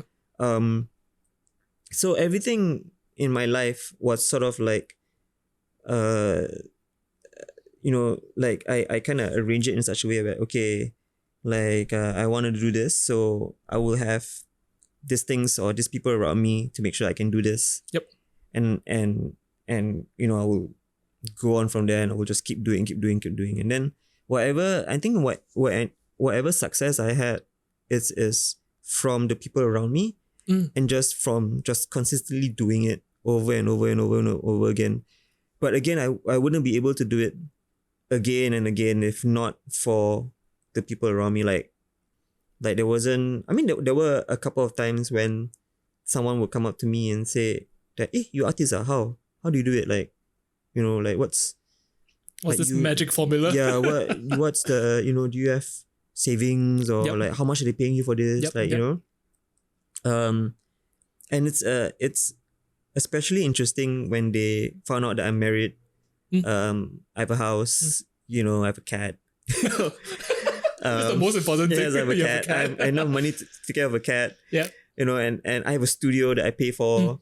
Outside of paying, bills for the house and all these things that come with it.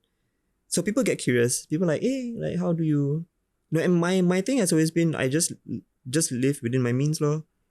Like I know for a fact this is how much money I need to make every month. Yep. So I'll just work towards that every month. And anything, if I like earn anything more than that, then that's a bonus, lor. I mean, like chicken rice, nasi lemak, plus fish, or even the occasional taxi ride, like and I mean that's pretty much it, right? And then the second example of being a banker first. I say banker because like quote unquote makes the most money. Yeah. Because I think if you're a doctor, then you quit becoming a doctor to become an artist. That's a good story though. Yeah. But it's kind of weird though. Because I think like with becoming a doctor, I would assume. But the journey to being a doctor is perilous. Exactly, it's right? so difficult. Yeah. So I wouldn't want to, I don't know, like it doesn't make sense for someone to quit medicine to do art. Although I think we've heard stories about that before, right? But I mean, I just used the word banker because I think, I don't know, like I don't know anyone who is passionate about being a banker, like I don't. So I use. In fact, I think the opposite is true. Yeah, like even I think I had a previous guest on the podcast, Sean. So he runs Dreamcore. So Dreamcore is this boutique PC building company in Singapore. So he shared his story about how he worked in the bank for a very long time, I think close to about a decade. And after that, he went on to start Dreamcore because the work he was doing at the bank, I think it hit a certain point where he felt that there's no future. You don't see a future in it anymore. But the interesting thing about that is people would think, even when taking a chance to start our own business, people, I think we have this obsession with people starting young or being young when they start a business, stuff like that. But he mentioned that his time working in a bank has actually like matured him and taught him certain skills that you might not learn if you were to just go head first into starting a business. Like it taught him skills about how to, because he was managing like a certain thing, or I think a certain fund or something like that. He was talking to people with super duper high net worth, and that level of preparation to even talk to someone like that, I think that is invaluable. Right. So if he hadn't gone through the rigors of working in, let's say, a bank or any other profession for that matter, he might not be prepared to start his own business like that, because all these traits is transferable in a sense. Sure. Same thing as your analogy. Yeah, exactly. Yeah, I mean, no offense to the bankers out there. I'm pretty sure they are passionate bankers. I'm pretty sure they are. I'm serious, but but it's like that's those are the only two kind of stories I hear often. If you are let's say if I meet an artist, you either became an artist when you were 25, 26 or whatever, and you started when you were 18, 19. Yeah, so it's like 7 or 8 years under the belt already. Or you were from a well-paying job. Yep. You have enough savings, and then you went to do art, and you realize that people are buying the art that you're making, and then you're then able to sustain yourself. Yep. But also what you were saying about being a banker and then getting that experience which helped in the art making, right? You were saying something like that, right? The skills that you learn in X job, right? If you have perhaps a different perspective about it, it is transferable. Yeah. I mean, which reminds me of this other story, this other student that I had, which this second student, which I kind of talked her out of, continuing. Yeah. In the art school was she was in class, and then I saw her work. Yep. And she was very proficient in Photoshop and Illustrator, and then she knew what she was doing, right? So then I went up and I looked at her and said, hey, you okay what? Why are you here? Because what I was teaching was basics, right? Yep. Because I only know the basics anyway. So I was like, okay, this one magic wand tool, paint bucket. Okay. So, okay. But anyway, I said, hey, you're okay what? Why are you here? I said, oh no, yeah, I understand the program and everything. I know what to do. And then and then I looked at her and said, do you have a portfolio or something? Then she looked at me, oh, actually I do. Then she showed me this portfolio of this really pretty nicely. It was the designs are quite nice. It's I said, hey, actually you can draw. You can design. Why are you here? I said, oh no, I just want to get that diploma. Okay. To do what?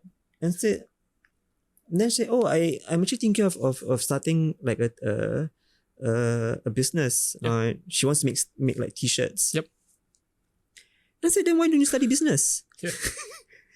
Then she was like, what do you mean? I said, because you know how to do art, what? I mean, obviously you want to go into business, into the business of making t-shirts, then learn business.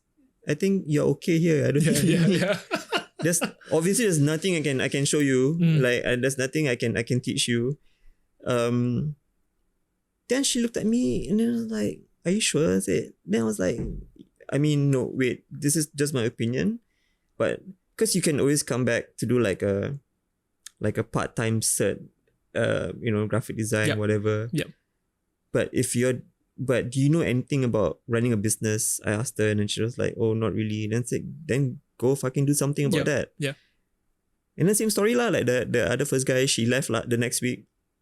And then I saw her on Facebook, she has I don't know how successful it is, but it seems like she is making t-shirts for a living. Fantastic. Yeah. So and she's smiling in a profile picture rather than crying in a coffee cup. Perfect benchmark. and it looks quite genuine. Yeah. So I was like, oh right, I think she's happy. So so I think there's some truth to that. The funny thing is about like my own education in art school was that I did like fine arts. I graduated with a degree majoring in painting, which means nothing if you think about it. Okay. Because if you're gonna tell me that, okay, you're an artist now, like go where? Yeah. Do I go home and paint some more, or what? What is it? Do I do? And then, this was another thought. I think a lot about this kind of things. So a couple of years ago, I was thinking like, oh shit, no, all these artists are maybe the reason why they're not succeeding is because they know shit about business, what? And it's no fault. They're completely not at fault, right? Because like when you are in art school and you are studying painting, that's all you are really studying. Yep. You learn a little bit about history, maybe a bit of marketing, maybe a bit of like how to write an artist statement, how to write a CV, maybe. And that's it. And then you go out there and then you try to sell your art on the basis of what? On the streets? Where? Exactly. Where do you go? Where do you start? Yeah. I start to think about it. There is such a thing as art managers, right? Yep. And there is a course like arts management course, right? Mm-hmm. So I started thinking about this and I was like, why isn't the art managers managing artists? Mm. And I went on Facebook,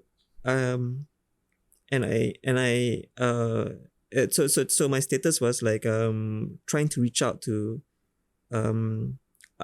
students who are studying art management in whatever schools, and some of them there were a couple who got in touch, and I met up with them. Yep.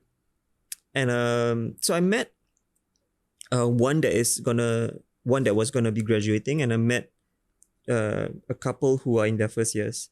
So I met the one that's going to be graduating first. Then I asked her the question, hey, I thanked her for coming and everything, and just to assure her that I'm not a weirdo. I just asking her, hey, I asked her a question, are you arts management, right? Say, yeah. So what are you planning to do after this? Then she was like, I'm planning to go back to her home country. I think she was from India or something, okay. but she wanted to do something about art sustainability or something of that sort. I thought it's just interesting. Yeah. Then I asked her, during your like 4 years in LaSalle or whatever, did you ever think about like managing artists? And then she was like, not really. Oh no. That's why, yeah. Like why is that? Like, is there? Don't you have like a part, like maybe a month or two where you study about how to manage artists? Yep. Excuse me. And then she can't remember. She was like, I don't remember. I don't think so. But then she was like, there was a slight pause, and then she looked at me and said, actually, this is quite interesting. I've never really thought about managing artists. Then I was like, well, it's arts management. It is, yeah. I don't really get it. There's a disconnect. Yeah.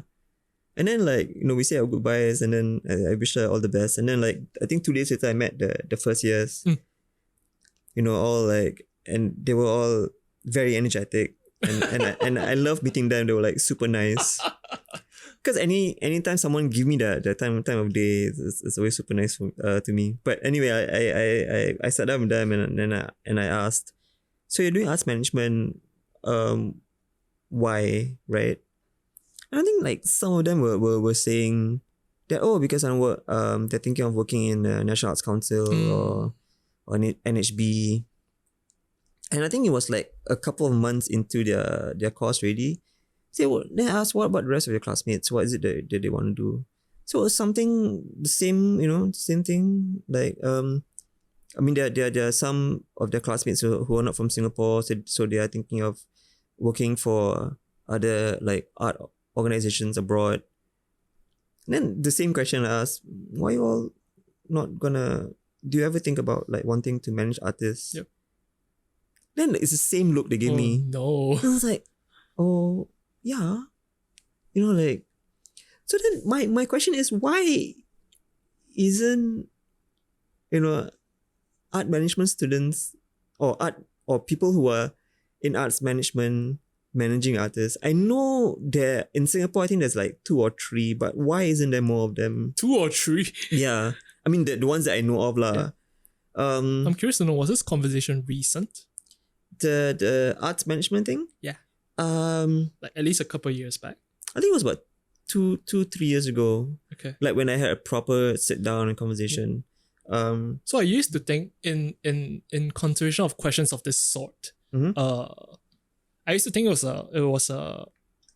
to think the answer was emulation. That there wasn't exposure. Like you don't know what, or like there's this missing link. Like you don't know that this could be a job. Right. Like how, let's say, before, like at least personally, before I entered into, let's say, a visual communication, I never knew that being a graphic designer was a thing. So I used to think that the answer was emulation, because within their circle of communication, there wasn't any arts manager managing artists.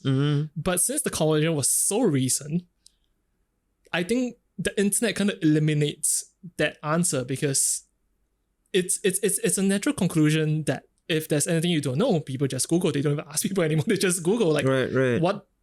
So the fact that like the conversation happened in recent years, I think speaks of something that could be afoot, really. Yeah. What would you call yourself? Like, what if people ask you, Degenerate.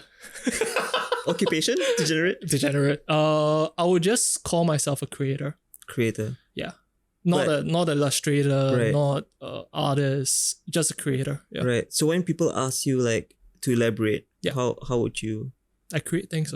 Okay. I think that's a perfect summation of it. Right. Because at least to me,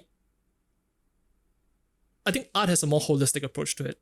The idea of art is more philosophical, and you go into the idea of where, let's say, ideas come from and things of that nature. I think going back to my original point, I think a businessman in the truest form of it might have never touched a paintbrush before, but that idea of how he executes his business strategies, stuff like that, can be creative. Sure. And it's a very different form of creativity as to how let's say a painter would view colors and composition. Sure, there might be some overlap if they actually do talk about it, but I think my idea of what creativity is a lot more holistic. Sure. It's a lot more individual. In that sense, like in conceptualizing the way I would want to create in the future that I want to see, I think the idea of a creator fits me a lot more than just say, oh, I'm an illustrator. Because that, unfortunately, with the same like the word artist, it comes with its own set of baggage. Meaning, as an illustrator, are you illustrating for commercial clients? Are you illustrating to communicate a certain idea? Sure. What is it? Because we use all these words to communicate a vague idea, and it's for people to grasp on. Right. Yeah. So to answer your question, I associate with the word creator more because it allows me to not be bogged down. Oh, I can only do drawings on this 2-dimensional medium, but I can do this podcast. This podcast is a creation of sorts because it is toying with a new medium. It is it's a lot more interactive than speaking to paper. Paper doesn't really speak back, unfortunately. Right. Sometimes it does, but most of the time it doesn't. Yeah. When you're super on tired. those weird nights, right? Yeah, for sure. Yeah. I mean, I'm also quite curious, like for someone like yourself, like when you call yourself a creator, do you feel like you need permission to call yourself that? No. I think there was a time perhaps I felt like I needed not needed permission, but call it like external validators, like some metric of success. Sure. Some method as to how you do things. There's a very like romanticized idea, oh, you have to have this stroke of genius and stuff like that. But I think in thinking about the question in several perspectives and ways, I realized that the individual is enough. Right. Like you don't need any special education, you don't need any special tools. You have to trust the you have to trust your mind really. So Right. I think what the point I'm getting at is that I've learned to trust myself and the past versions of myself Right. and also the future version. So it's more holistic in that sense. Sure. Like, yeah, it's not always like combating the past. What I mean by that is like, oh, perhaps if I was a bit more talented back then, I would have more opportunities. Perhaps if I did something else to have more opportunities. Perhaps if I started drawing earlier. I think this is a very common thing. Like, perhaps if I started drawing maybe at the age of 5, things would be different now. When do you start drawing? Honestly, I took it really quote unquote seriously like when I was 23, 24. And how old are you now? Sorry. Like 31. Oh, yeah. Yeah, because as I said, I think when I told you that it was only until I entered into Polytechnic, which is about like 17, 18, that I knew that, oh, I knew art was a thing. I was never exposed to it, like even like comics. I know games, but it would never occur to me that the games are created by something. Just because this was late 1990s, early 2000s, like no one in, I guess, my immediate family, no one was an artist, no one was a creative. There wasn't that exposure.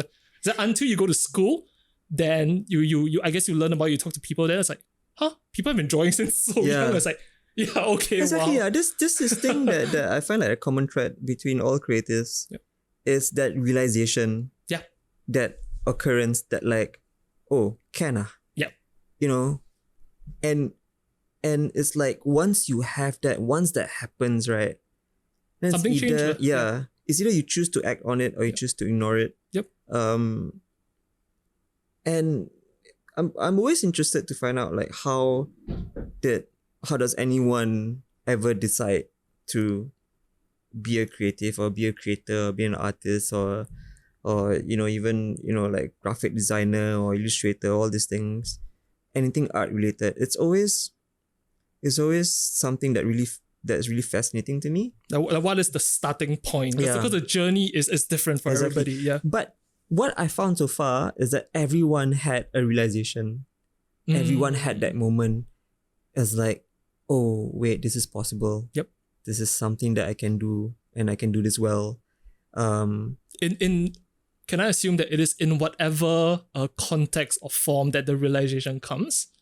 Like What do you mean by I mean that? by that is it might not be from reading something. It might not be from looking. Sure. Yeah. It could be in whatever forms. Yes, exactly. Yeah. I mean my realization came from like street art, right? Yep. It's just and it's for me it wasn't coming from I can do this professionally for money. For me it was a realization that there's space for me.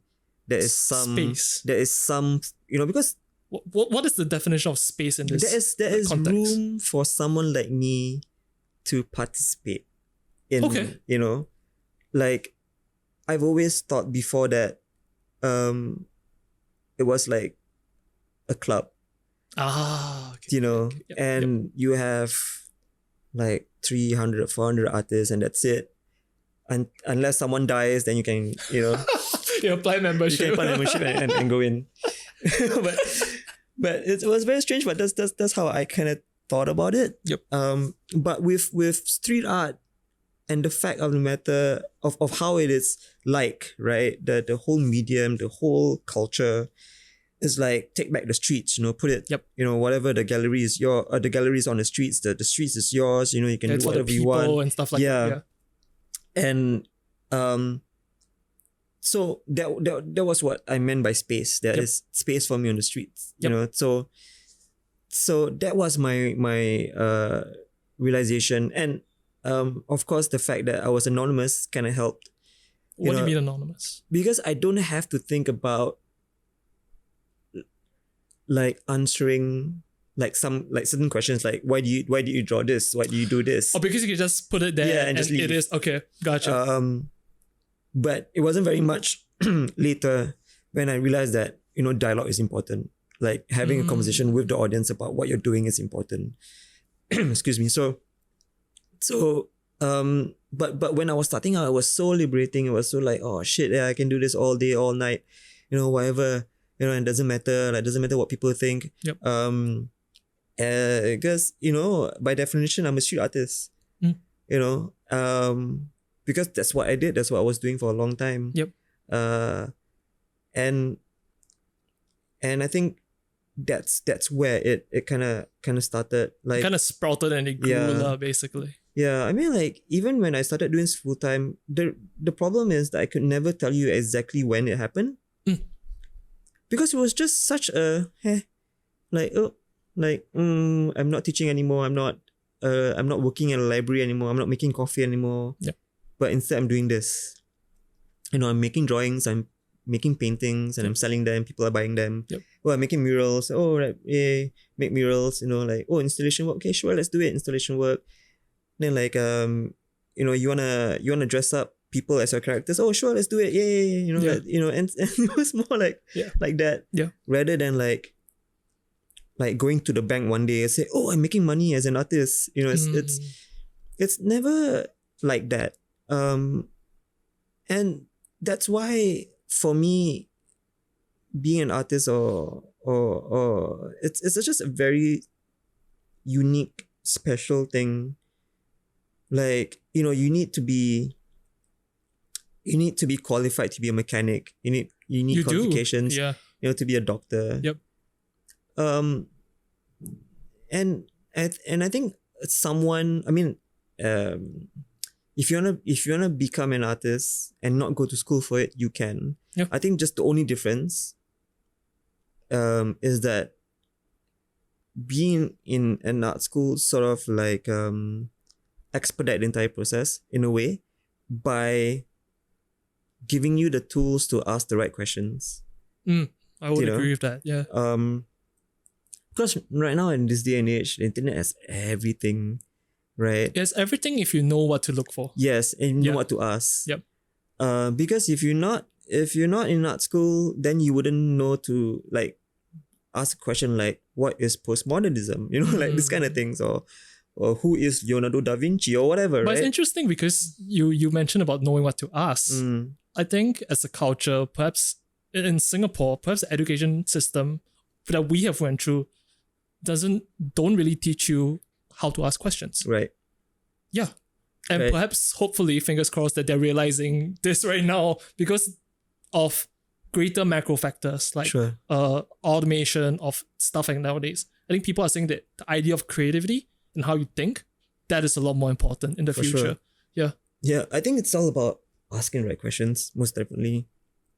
I mean, if you want to Google something, it's a question. Yeah, it's a question. And then once you learn the art of searching something on Google, then it just gets a little bit easier. Yeah. And I learned how to search for stuff on Google through art school when I was doing my paper. Say, if you wanna omit certain words, just put the minus sign in front, and then it will omit the words. Do you know about that? No.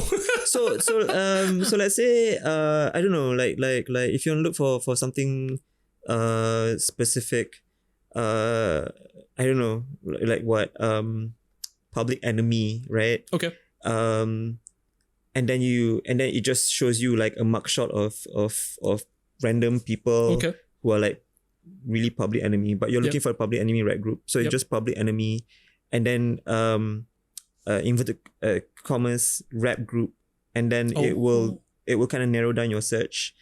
And then, that's interesting. Okay. And if you just want to look for an enemy, just minus public and just look for enemy. So like minus sign enemy. Yes. Ah. So then it will just narrow your search a bit more.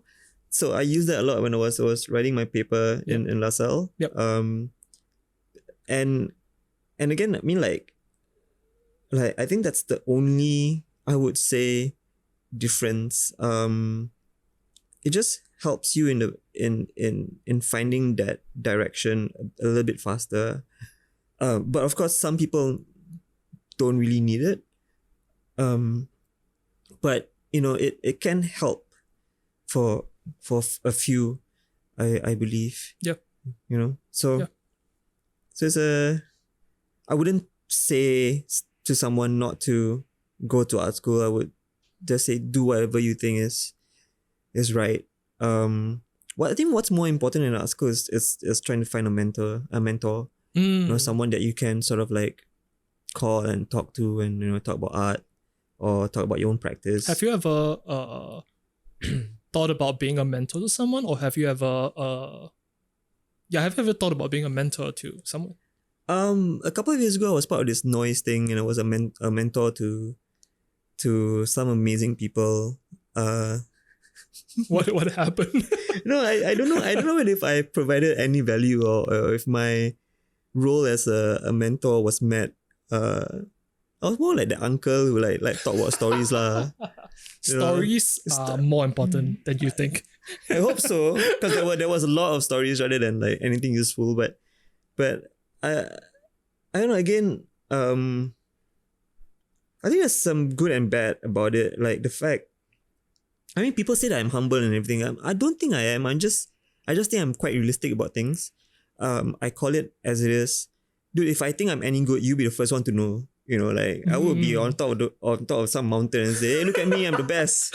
You know, but I really think I'm not. Okay. I really, really don't think I'm anyone special. Yeah. But despite what I believe, I still, you know, am able to do art, right? And do it for a living. If tomorrow comes and, you know, like one day there'll be people who won't be needing like black and white paintings or murals or whatever, and there's no place for me in the art world anymore, and like no one wants to buy any of my stuff, then it's fine. But you know, the fact of the matter is that I've been doing this for a while. And of course I'm gonna work my ass off to make sure that I can still keep doing this, because this is what I want to do. But if there's you know, like no demand for it, or if no one really wants it and there's no space for me, then it is what it is. You know, I'm very realistic about things. You know, I will fight to the death. Yep. For sure. I'll go down with the ship. I stand behind what I do. I'm quite confident in the stuff I'm making. Yep. But if tomorrow the audience is no longer there, then the only one red colored artwork.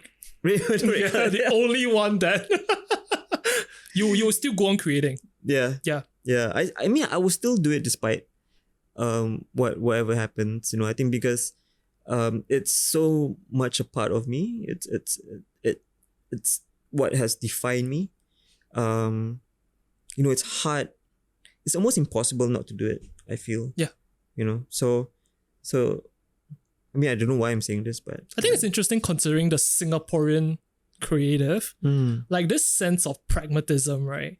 Is almost in our genetics. What I mean by that is like, I don't think it's a thing to be opposing creativity. True. I think we can rely on that pragmatism to make things work. Yes. I've spoken to quite a number of creatives as well, and they will talk, and there is this sense of it's a do or die lah. Right. Regardless of, let's say, the thing I really feel for, like this art thing, you'll find a way to make it work. That sense of I would call it pragmatism is almost inbuilt in us.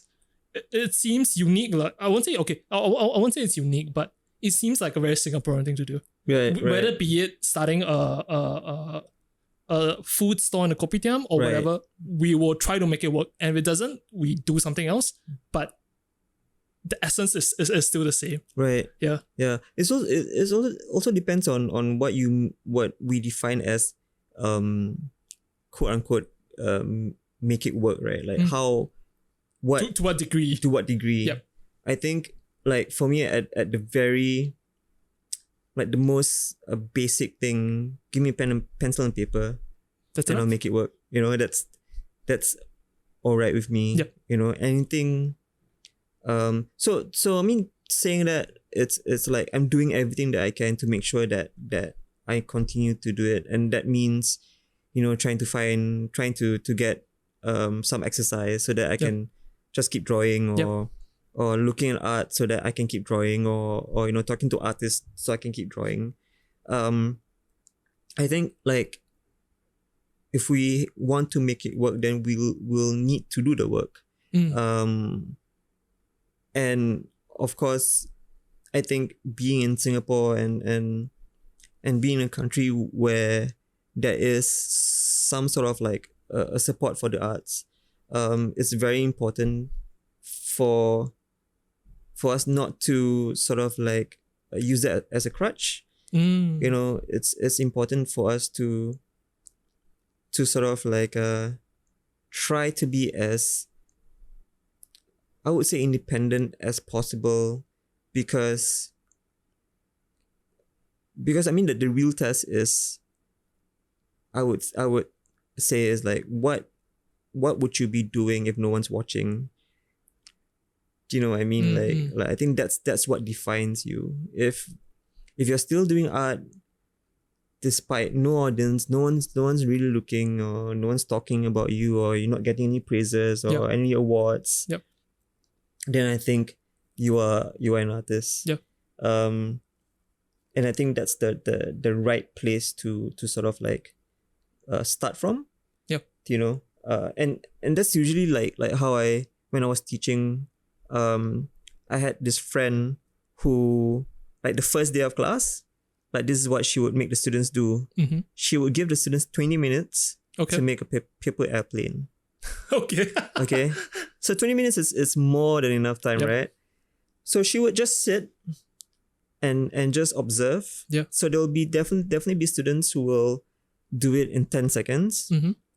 There will be students who do it in 5 minutes. There will be students who will use the entire 20 minutes to make the perfect airplane.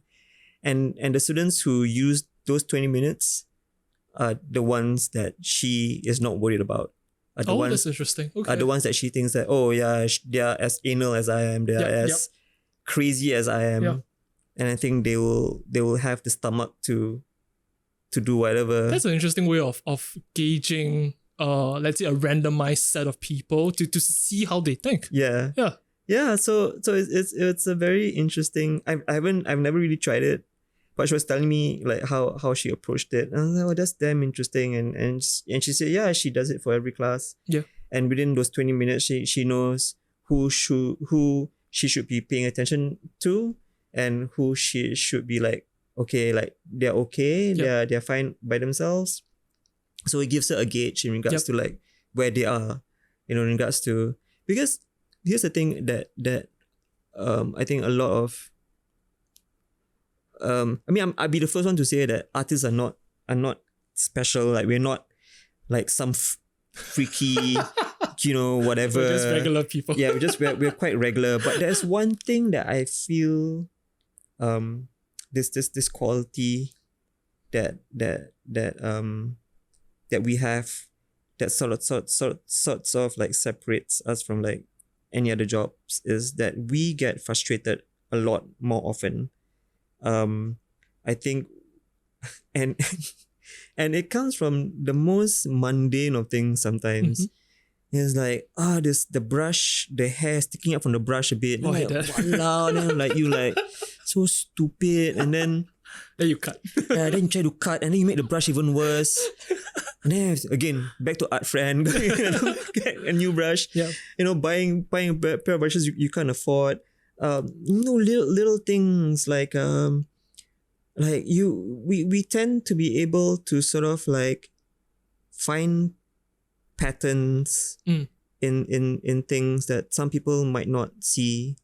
And I think, like, in regards to going back to the whole, you know, airplane thing, I think that's what my friend was trying to do. Like, she was trying to figure out, okay, who has that quality, who has that like that very like almost manic sort of like attention to detail.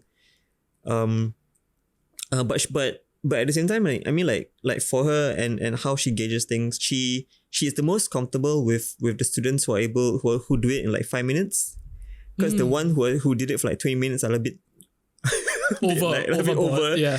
So but she was telling me that she found it interesting, because when I met her, she has only done it for for 5-6 classes. But she's been able to sort of like, you know, see the pattern in the students, which is very interesting to me. I personally feel that one of the more important things, I think, as society and even as Singapore progress into the next couple of years, is the realization that education in its broader sense, or learning, is not a one size fit all. Hopefully we will get our head off our asses and we'll realize that. Like, there are many, many different ways to learn. Of course, for sure. People take different paths. Right. It is about finding the right system so that everybody is motivated. Yeah. Because I think a lot of there's been a lot of changes to the education system since we were back in school. I think they removed the whole banding thing and stuff. And I think those were a product of its time, because we valued different things back then. We valued a sense of security and pragmatism. And kudos to the people of the previous generation who have built that, because those were what was needed. But I guess with the inclusion of the internet, it is, I'm not optimistic that the education system will catch up. What I mean by that is, like, if I were to go to, let's say, a uni now to do perhaps illustration, right? In speaking to people who have gone overseas to learn about stuff, fingers crossed that the syllabus catch up. Fingers crossed that they have like a professor over there that knows whatever is happening outside of the university. Sometimes you don't. Sometimes you're getting certain outdated things that if you go into the real world, it's irrelevant. Exactly. Same thing with other industries. Where you're learning other things, or when you go out, let's say for business, the business landscape is changing so fucking fast. Right. So many of these like social media sites and all are popping up every 2 to 3 years, and let's say the ideas of even Facebook, it's being outdated. It's being not as relevant, and it's only within a span of 5-10 years. I know. Yeah. Even pursuing like a business degree, investing that amount of time right there, it's not worth it. Yeah. So I think as the years go on, perhaps it will be more. Perhaps we will value the way people think more. Sure, but it's so hard though, right? I mean, like, if you have a classroom of, like, say 30 people, you know, some are fishes, some are monkeys, some are like, you know, giraffes. How do you teach them all? You know, and that to me is the most challenging bit. Like, I completely understand the need to be educated, for sure. Education is damn important. You need to go to school, you need to learn your ABCs. But everyone's so different. And I don't think there's enough respect for that. You know, I don't think there's enough for, like, respect is a good word to use. Yeah. Like who's the fish? Who's the fish here? Yeah. You know, like, because nobody, if it's interesting, because if someone doesn't say that someone's a fish, the fish wouldn't know it's a fish. Exactly, right? And then you just be teaching the fish how to climb a tree, like, that's the old analogy. Yeah, exactly, right? I mean, like, I see that comic, like, it's like so often. Yeah. And I mean, it is an exaggeration for sure, but it's not really so far from the truth. Yeah. And that's the thing about teaching. Like, the last school I taught at was like a boutique design school. Yep. It was great because you only have like 8 to 10 students max. Okay. And the size of the class to me is very important for me to feel like, okay, I'm not spreading myself too thin, right? It's very focused. Yeah. So I was able to focus on everyone. When I was teaching at another art school where we had 30 students, it was so difficult. You know, you have like 30 students in a class, and it's like the traditional, I'm in front of class, and you have like some students in the front, some students in the back, you know, versus the other that boutique design at school I was telling you about. We sat in a circle, you know, and I was in the center, and then I was able to, like, you know, like, deliver whatever it is that I wanted to deliver. And what was so great about it is, like, I'm still in touch with some of those folks, you know, because we forged such closeness.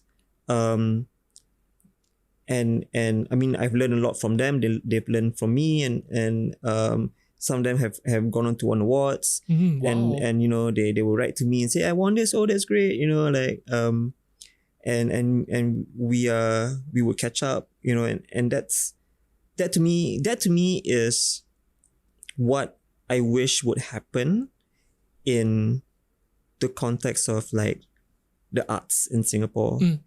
You know, because I feel there are times when we are spreading ourselves too thin, and not everyone is getting the jam. You know, like, okay, fair enough. Very like, good analogy. Okay, you know what I mean? It's like not everyone is getting the peanut butter. Yep. So, and for those who are getting it, it's just like a very thin layer, almost superficial in a way, where it'll be gone after like a shower, you know. Fair enough. Yeah. And like that's it. Oh, I forgot all about it. What happened? I don't know. Like who was it? Who was it that performed? I have no idea. What was it that I learned? What was it that I saw? I have no idea. And not having an idea is fine, but not having any interest to find out, that's worse. Yep. You know? Yep. So it's very surface level. Exactly. So I think like, I don't know, we are trying to change the masses. Yep. Which is okay. But then again, I think I've come to this part of my life where I feel like the smaller the number, the better.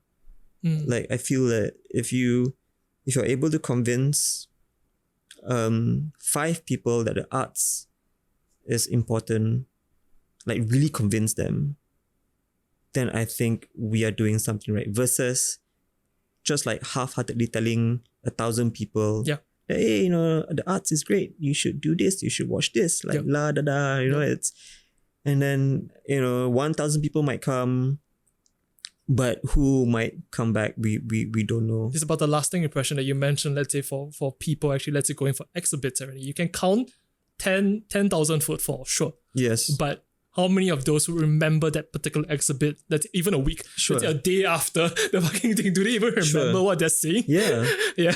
Because I mean, at the end of the day, it's all about trying to find support, right? I think if we are able to plant a seed, and let the seed then sort of like bloom, and then I don't know what's the exact terminology, the scientific terminology of the seed. Germinate, or what's the other word? Bloom. When the seeds like sprout, and then the flower grows into another flower, and then becomes a forest of flowers. Yeah.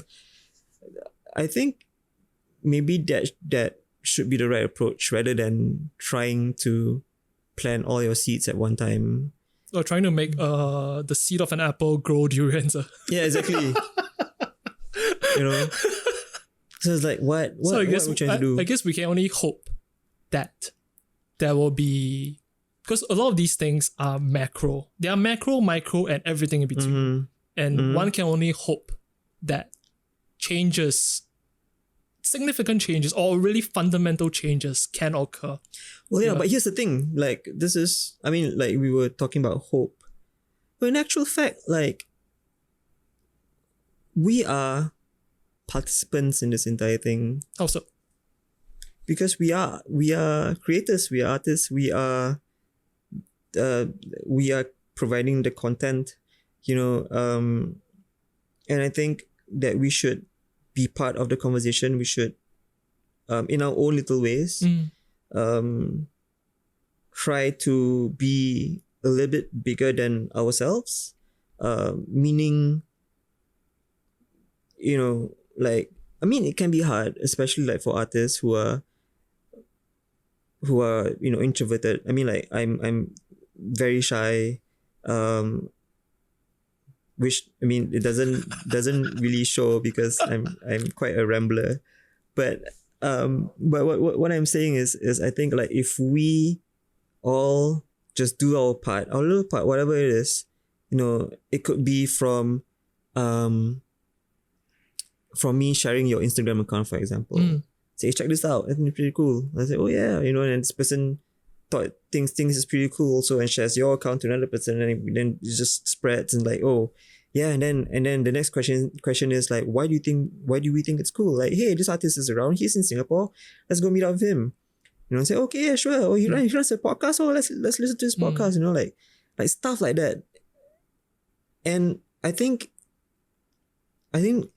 mean, I might be wrong in regards to like, maybe there is an effort to do it. But I can tell you for sure it's not enough, right? Because I don't see it. Okay. And I don't know whether if you see it as well. Do you? Like something changing? I mean, yeah, like in regards to, because we were talking about like something that was missing within this like conversation of like the arts, right? And how it should grow. Do you see anything changing within? Unfortunately, I think my perspective is a bit more self-centered and void of whatever is happening, irregardless of the arts community. Sure. Or whatever. I'll do my part, and I think in conceptualizing the particular tone of voice, let's say for this podcast, for example, I hope that this podcast will be something like that, as to what you said, because this was how I learned a lot of different ideas and even concepts. This was the method at which I learned. Right. And in looking at, I guess, on a more local level, there wasn't something like this where we can actually hear, let's say, an artist like you, how you think, what you were thinking about, how you were back then, like the whole journey. And I particularly feel that is important because I have hopefully matured in my sense, because I used to look at the finished outcome. Going back to the idea of copying, you only copy the finished outcome. But as I have progressed in this creative journey, I've learned to value more of the behind the scenes, the artist's story, what they were thinking of when they were creating, why is, let's say, something like this tilted at a 45 degrees angle and not upright. Right. I've learned to observe and to see all these things, and I'm more interested in what contributes to the artist drawing or painting, things like that. Right. Why is it not a different way? Why, let's say, when you do your characters, why are they sloped to a certain curvature? Why are they not straight? Right. So I think these are the things that interest me right now. And fingers crossed, if we have this conversation again in the future, there will be a next evolution. Sure. So it's also, yeah. Yeah, it'd be boring if we do this again. We'll be talking about the same thing. Right? I doubt so. This has been a fantastic conversation. Yeah, but I also wanted to just ask, like, for you, like, you were talking about this void, right? Is this the reason why you're doing this podcast, to fill up that I don't void? think I have such grand ambitions or even expectations to hope to fill it. But was it something you think about? I guess it is something I can loosely connect the pieces to. I do feel that there is a gap in the simplest form of education and what is relevant. Right. There is certainly a gap. Going back to what you said, you graduated from school with a degree or diploma in, let's say, painting. But what next? Right. And there is a gap you can attribute to, let's say, business skills. You can attribute to a lack of, let's say, marketing skills. All those are relevant as well. But if one person listening to you speak, who is an illustrator at maybe like 18, 19 in school currently, and he listens to what you just said, and it really sets him on a certain path, I think that's a success for this podcast. Even if it's one person. Right. Yeah. Yeah. At least that is my idea of a KPI lah. So there isn't like any like, oh, you have to hit X amount of views, you have to hit a certain amount of time with the guests, because I think the privilege that I have running this is because it started by Tell Children, so we're all own bosses. We're setting the stage really, and I think these are the types of conversation that I feel will be even more relevant than what people would learn in school. That's awesome. Yeah, because it's so personal. Right. And it's personal in the sense that if I were to listen to it, let's say if I'm 18-year-old, 19-year-old, I listen to it, I need to have the mindset to think about what was the context at which you grew up. Like you said, LaSalle and NAFA, what was it like in the 90s? And It was in the 90s. Yeah, because I've heard of this like LaSalle Nafa war before back then. Yes. Yeah, so I have to, My God, yeah. I have to So think silly. about what is the context. Well, what's the context of you doing street art in the early 2000s? Right, yeah. Yeah, so I think hopefully it will excite more thoughts like that. For sure. Yeah, because these are the things that the teacher can't teach you how to think. Hopefully, I think the teacher can teach you like what is this, what is that, and Right. stuff like that. But I think the highest goal, or to me, the highest form of teaching or mentorship, all this is to impart anecdotal evidence and experience, as well as certain perspectives and Right. frameworks of thinking. I think that is the more important. Yeah. Yeah. I mean, I think we've been talking for what, 2 hours? Have we? 2 hours plus. 2 hours plus. And the thing is like, I think we're just getting into the heart of the matter. You know? Definitely. I feel that's a lot of stuff to talk about. And I apologize, dear listeners, for not being clear enough, because I wish I can sort of like organize my thoughts better. But, you know, like this kind of questions always come out in my head. And I try to articulate it by talking to myself often, like about these kind of things. You know, like, and you were saying about if there are 18 or 19-year-olds listening to this, I mean, I think when I was 18, 19, like I didn't know what I was doing. But what I should have done, I felt, was to be a bit more aware of the stuff that I was doing and how it was making me feel, and to trust my gut. Because the thing is about the gut, it doesn't really change. You know, I feel... Physically, hopefully not. Well, but yeah, I feel like if you hate doing like finances, you will hate doing finances for the rest of your life. I feel very rarely when you find an appreciation for it. And you know, using that term, like finding an appreciation for something, is not the same as loving something. Yeah. You know, so I feel like as artists, or people who want to become artists, we need to regard ourselves as first content like makers or producers. Yep. We make the content, right? To ask you to then market, promote the work, read contracts, and understand it. It's not your fault if you don't really know how to do all that, right? So I think, like, going forward, if you are an artist and if you want to sort of like not do this alone, then I would really highly suggest for you to build a team. You know, find yourself an art manager. Yeah. Find yourself as someone who actually loves doing accounting. Find someone who actually loves reading contracts. Yeah. Like they excel at those fields, basically. Yeah. And just build a team, and then just go from there, distribute the wealth, and you know, have fun doing it. And grow. Yeah. Exactly. Because I think like very often, as like this thing about being artists, this is a term, what is it? Entrepreneur? Yeah. You know, like entrepreneur, right? So what does it mean is that as you are an artist who does everything, you market, you promote, you do all these things, and some people are good at it, but most of us are not. Most of us have no idea, or not even an idea, but we have no wish to even read a contract or balance the books or whatever, you know, like we have no interest whatsoever in doing stuff like that. But there are people who are actually, who not only want to do it, but they're actually quite passionate about it. Yeah. So find those people. Yeah. And, you know, start building a team, you know, and I think that's what and the thing is, if you're in art school, it's so much easier. Yeah. You know, like talk to people. Yeah. Go to an arts management class and look for someone and say, hey, are you doing arts management? Say, oh yeah, okay, I'm an artist, here's my art. You like my art?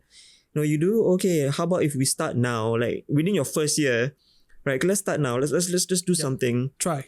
Let's just try, and then we learn along the way. Yep. Fail fast, fail often, and just keep doing whatever it is that you have to do to make sure that you have every chance of succeeding. Yeah. And I mean that's about it really, I think. Because again, I've been super lucky to have met the right people along the way. And I know for a fact that many other artists are as not as lucky as I am, and as a person again who is first and foremost a lover, but yeah, it sounds weird, but a lover of arts, right? A fan of the arts. It to me is just sad. Like I was telling you about a story about my friend who is now the manager at Zara. Yeah. Who again was a fantastic painter. I still think about that guy. Like, oh shit, what happens if it, what would happen if he had just a little bit more support? If he had someone with him to say, hey, chill lah, just keep trying. Yeah. Do something part-time, whatever. Just keep painting. What if he just had that at that right moment in time? We Things would might have been different. Yeah. And I would have been, experiencing like fantastic paintings. Yeah, for sure, right? So again, this is coming from another. I mean, I would say quite selfish lah, because I just want to see more art, and I want to see more artists succeed, and it's interesting you say that, because I think in the previous conversation, Kai Hori said exactly the same thing. Well, yeah, that's why me and Kai are friends. I've known that guy since So like 2005. Yeah. And we've been working together, hence now like my gallerist, and he knows my work inside out. And he's one of the reasons why I am who I am today. And it's just by stroke of luck that I was able to meet Kai. Yeah.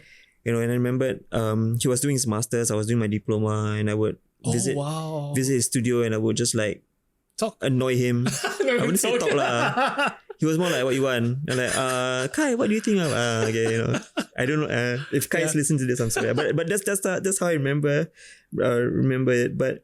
But Kai is that guy who has been very instrumental in my success. As I was trying to make sense of everything of what I was trying to do, even from how I present my art to how I price my art. Yep.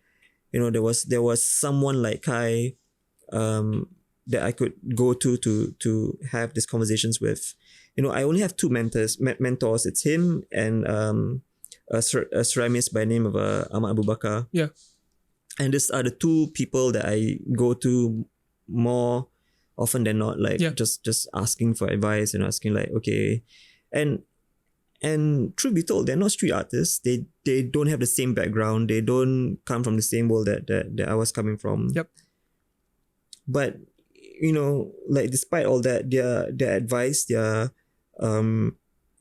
mentorship has really helped. And I can only wish that everyone got what I got,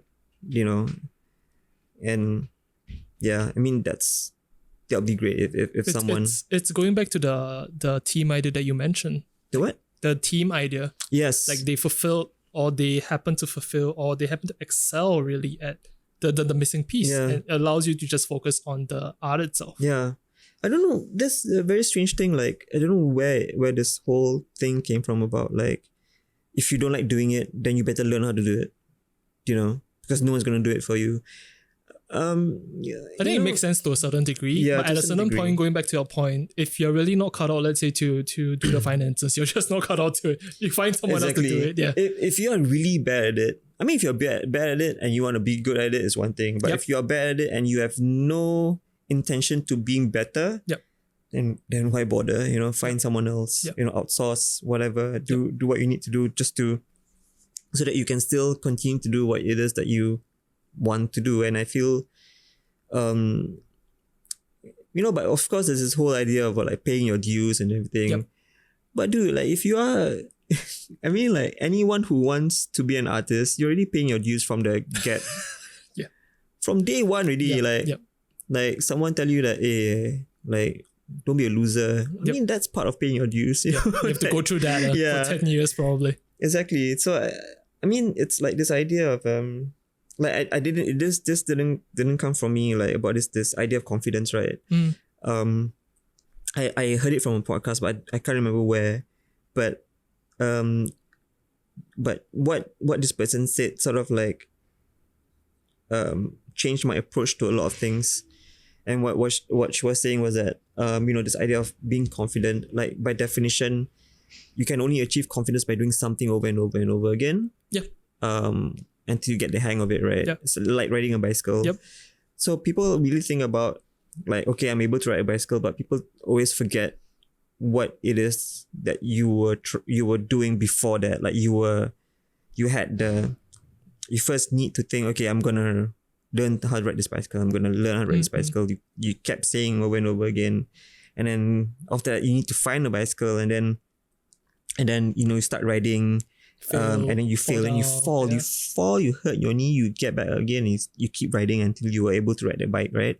And now it seems so easy, especially for people who can actually ride bicycles. But what were you before you were confident is that you were brave.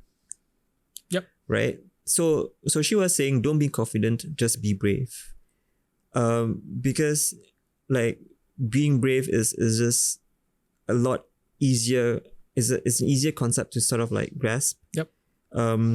Because we've all been brave before. Yep.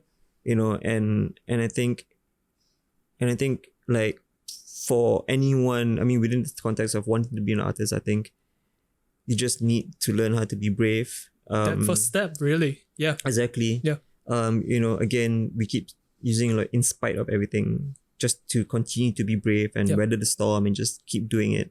But at the same time, I also, it's quite a double-edged sword sometimes, because our version of, or what our idea of what an artist is different for everyone else. Totally. So it's like, if you're like 20 years and you're at it and you don't feel like you can become an artist. I mean, like, this is by definition like you can make a living from your art.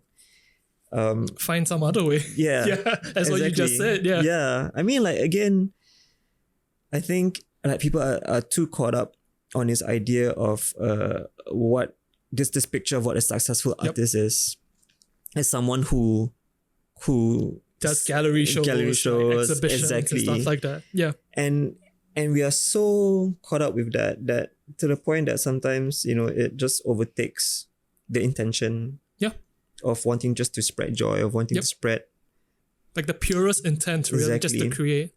Exactly. And I see this a lot happening, especially within the NFT space. Because, like with the NFT thing, there was this big explosion with people selling I don't know how many millions of dollars, and then I think there was this assumption that it's like a gold rush, I'm gonna put this up as an NFT and people are gonna buy it, and I can quit my job and I can become an artist. But it's been 3 months since that Beeple sale, and the thing about like an NFT artist is like we are all very active on Twitter. Like that's like the social platform where it's happening, the conversations. Yeah. Okay. So I see a lot of artists going like, no one's buying. Like, what was it? Can I do? Like, what's wrong with my art? There's all these questions, and these are the same questions that like a lot of us ask ourselves when we first start out. And I think like the reason why I'm saying this is that we need to constantly remind ourselves that there is no shortcuts, right? A lot of people who have any success, like even people, he's been doing this for years, and he was doing was part of that community. He gave away a lot of stuff for free. Even the daily stuff that he does, Yeah. it's all for free on his website. Yeah, exactly. Yeah. So, I mean, like, so when his opportunity came, he was ready because he prepared for it, and he quote unquote succeed, right? So there's a lot of that people don't understand. Like all this success is all coming from somewhere. Yeah. Or people don't really see the sacrifices that the artist made. Exactly. Because I think what I would love most about Beeple, yes, he made the sale, he's been doing it for, I love his grind. And even I think the day after he made the sale, he released like the daily thing. I think that is the quintessential thing that I took away from it. Yeah. It's like, irregardless of whether the sale happened, irregardless of the fame, he still produces the thing on a daily. And I think that is what I really admire about his work ethic. Right. Yeah, and the sacrifices that he made. Yeah, because I've listened to him speak about his art before, and he faces the same challenge that you've mentioned, imposter syndrome, battling clients to charge a certain price, the client not valuing him. Yeah. All this was before the NFT thing. Right. And when this happened to him, I was like, oh, fantastic. This is the most perfect, ideal guy to actually have something because of his incredible story of like grinding it out every day for 14 years. I don't think for sure. It's rare that someone who have that macro perspective to say, hey, I'm just going to commit to this one simple thing of producing one art piece to train certain facets of my skills that I can improve on. I think that is a very, very strong commitment that even if the NFT thing didn't happen to him, he would still be creating. I think that is a very like strong line in the sense saying that, hey, I'm just going to create one thing every day. I'm going to show it irregardless of the following I have. I'm going to put it out for free even. For sure. Yeah, that is so strong. I think like the whole like the word of the day for this particular podcast, I think it's just irregardless. It's like, what would you be doing irregardless of what, right? Whatever. Like, yeah, whatever. Because if your answer is, oh, I'd rather be a bike mechanic, for example, then be a bike mechanic. Yeah. I think that's probably like the test, right? That's the question that you need to ask yourselves, and then be very honest with what it is that you want, and just try to do that. But again, I'm not trying to sell this idea that you can become whatever it is that you want to become. It's just a matter of what makes you the most happy. Yeah. What I think that's a good benchmark. Yeah. If you're happy, then you're happy. Yep. It's cool. Full stop. Full stop. That's it. Doesn't matter that, oh, I'm happy, but I'm not really an artist. Doesn't matter, you're happy. Yep. As long as you are happy, and even happy, to be truly happy, I don't know whether if anyone's truly happy, but content to get to a point where you can, go to bed at night. Yep. and wake up. Yep. And like be okay. Yep. I think that's all that anyone can do, really. I do think content and gratitude is quite closely linked. For sure. I think in closing, I'll have to reject your apology. I think you have been a perfect guest. Oh, man. I don't think you have been rambling. I think it's been perfect. I'm going to listen to this and I'm like, fast forward. No. I think you have been very, very insightful. Second thing is, I think one of the more interesting things, or one of the things that I love about the internet, especially in 2021, is the network effect. Like how I'm able to contact you just through a DM. Yeah. I can contact, let's say, Mike Giant, if I really like him, just through a DM, and he responds. And he has his own podcast. You can listen to him talk of what he went through. Perhaps, unfortunately, we don't have time machines. We can't turn back time to the 90s. You can listen to his stories about how he and his friends would go out bombing in the streets and invading cops, and what those particular lessons taught him. Mm-hmm. I think those are super interesting. And I think the last question I want to close off this entire session with is, what has your art taught you about yourself? Whoa. What has my art taught about me? Taught you about yourself? Well, wow. Wait, I need time to think about this. This is a really good but hard question to answer. Well, what comes to mind? I mean, the thing about my art, Okay, let's. I am doing this new series, right? And the process for this particular series is a bit different from the older work. The older work is more based or inspired by my immediate environment. So like, I would hear a conversation, or I would read a headline, or I would see a word, then I would try to create a work based on that. But this new series of works, however, is based on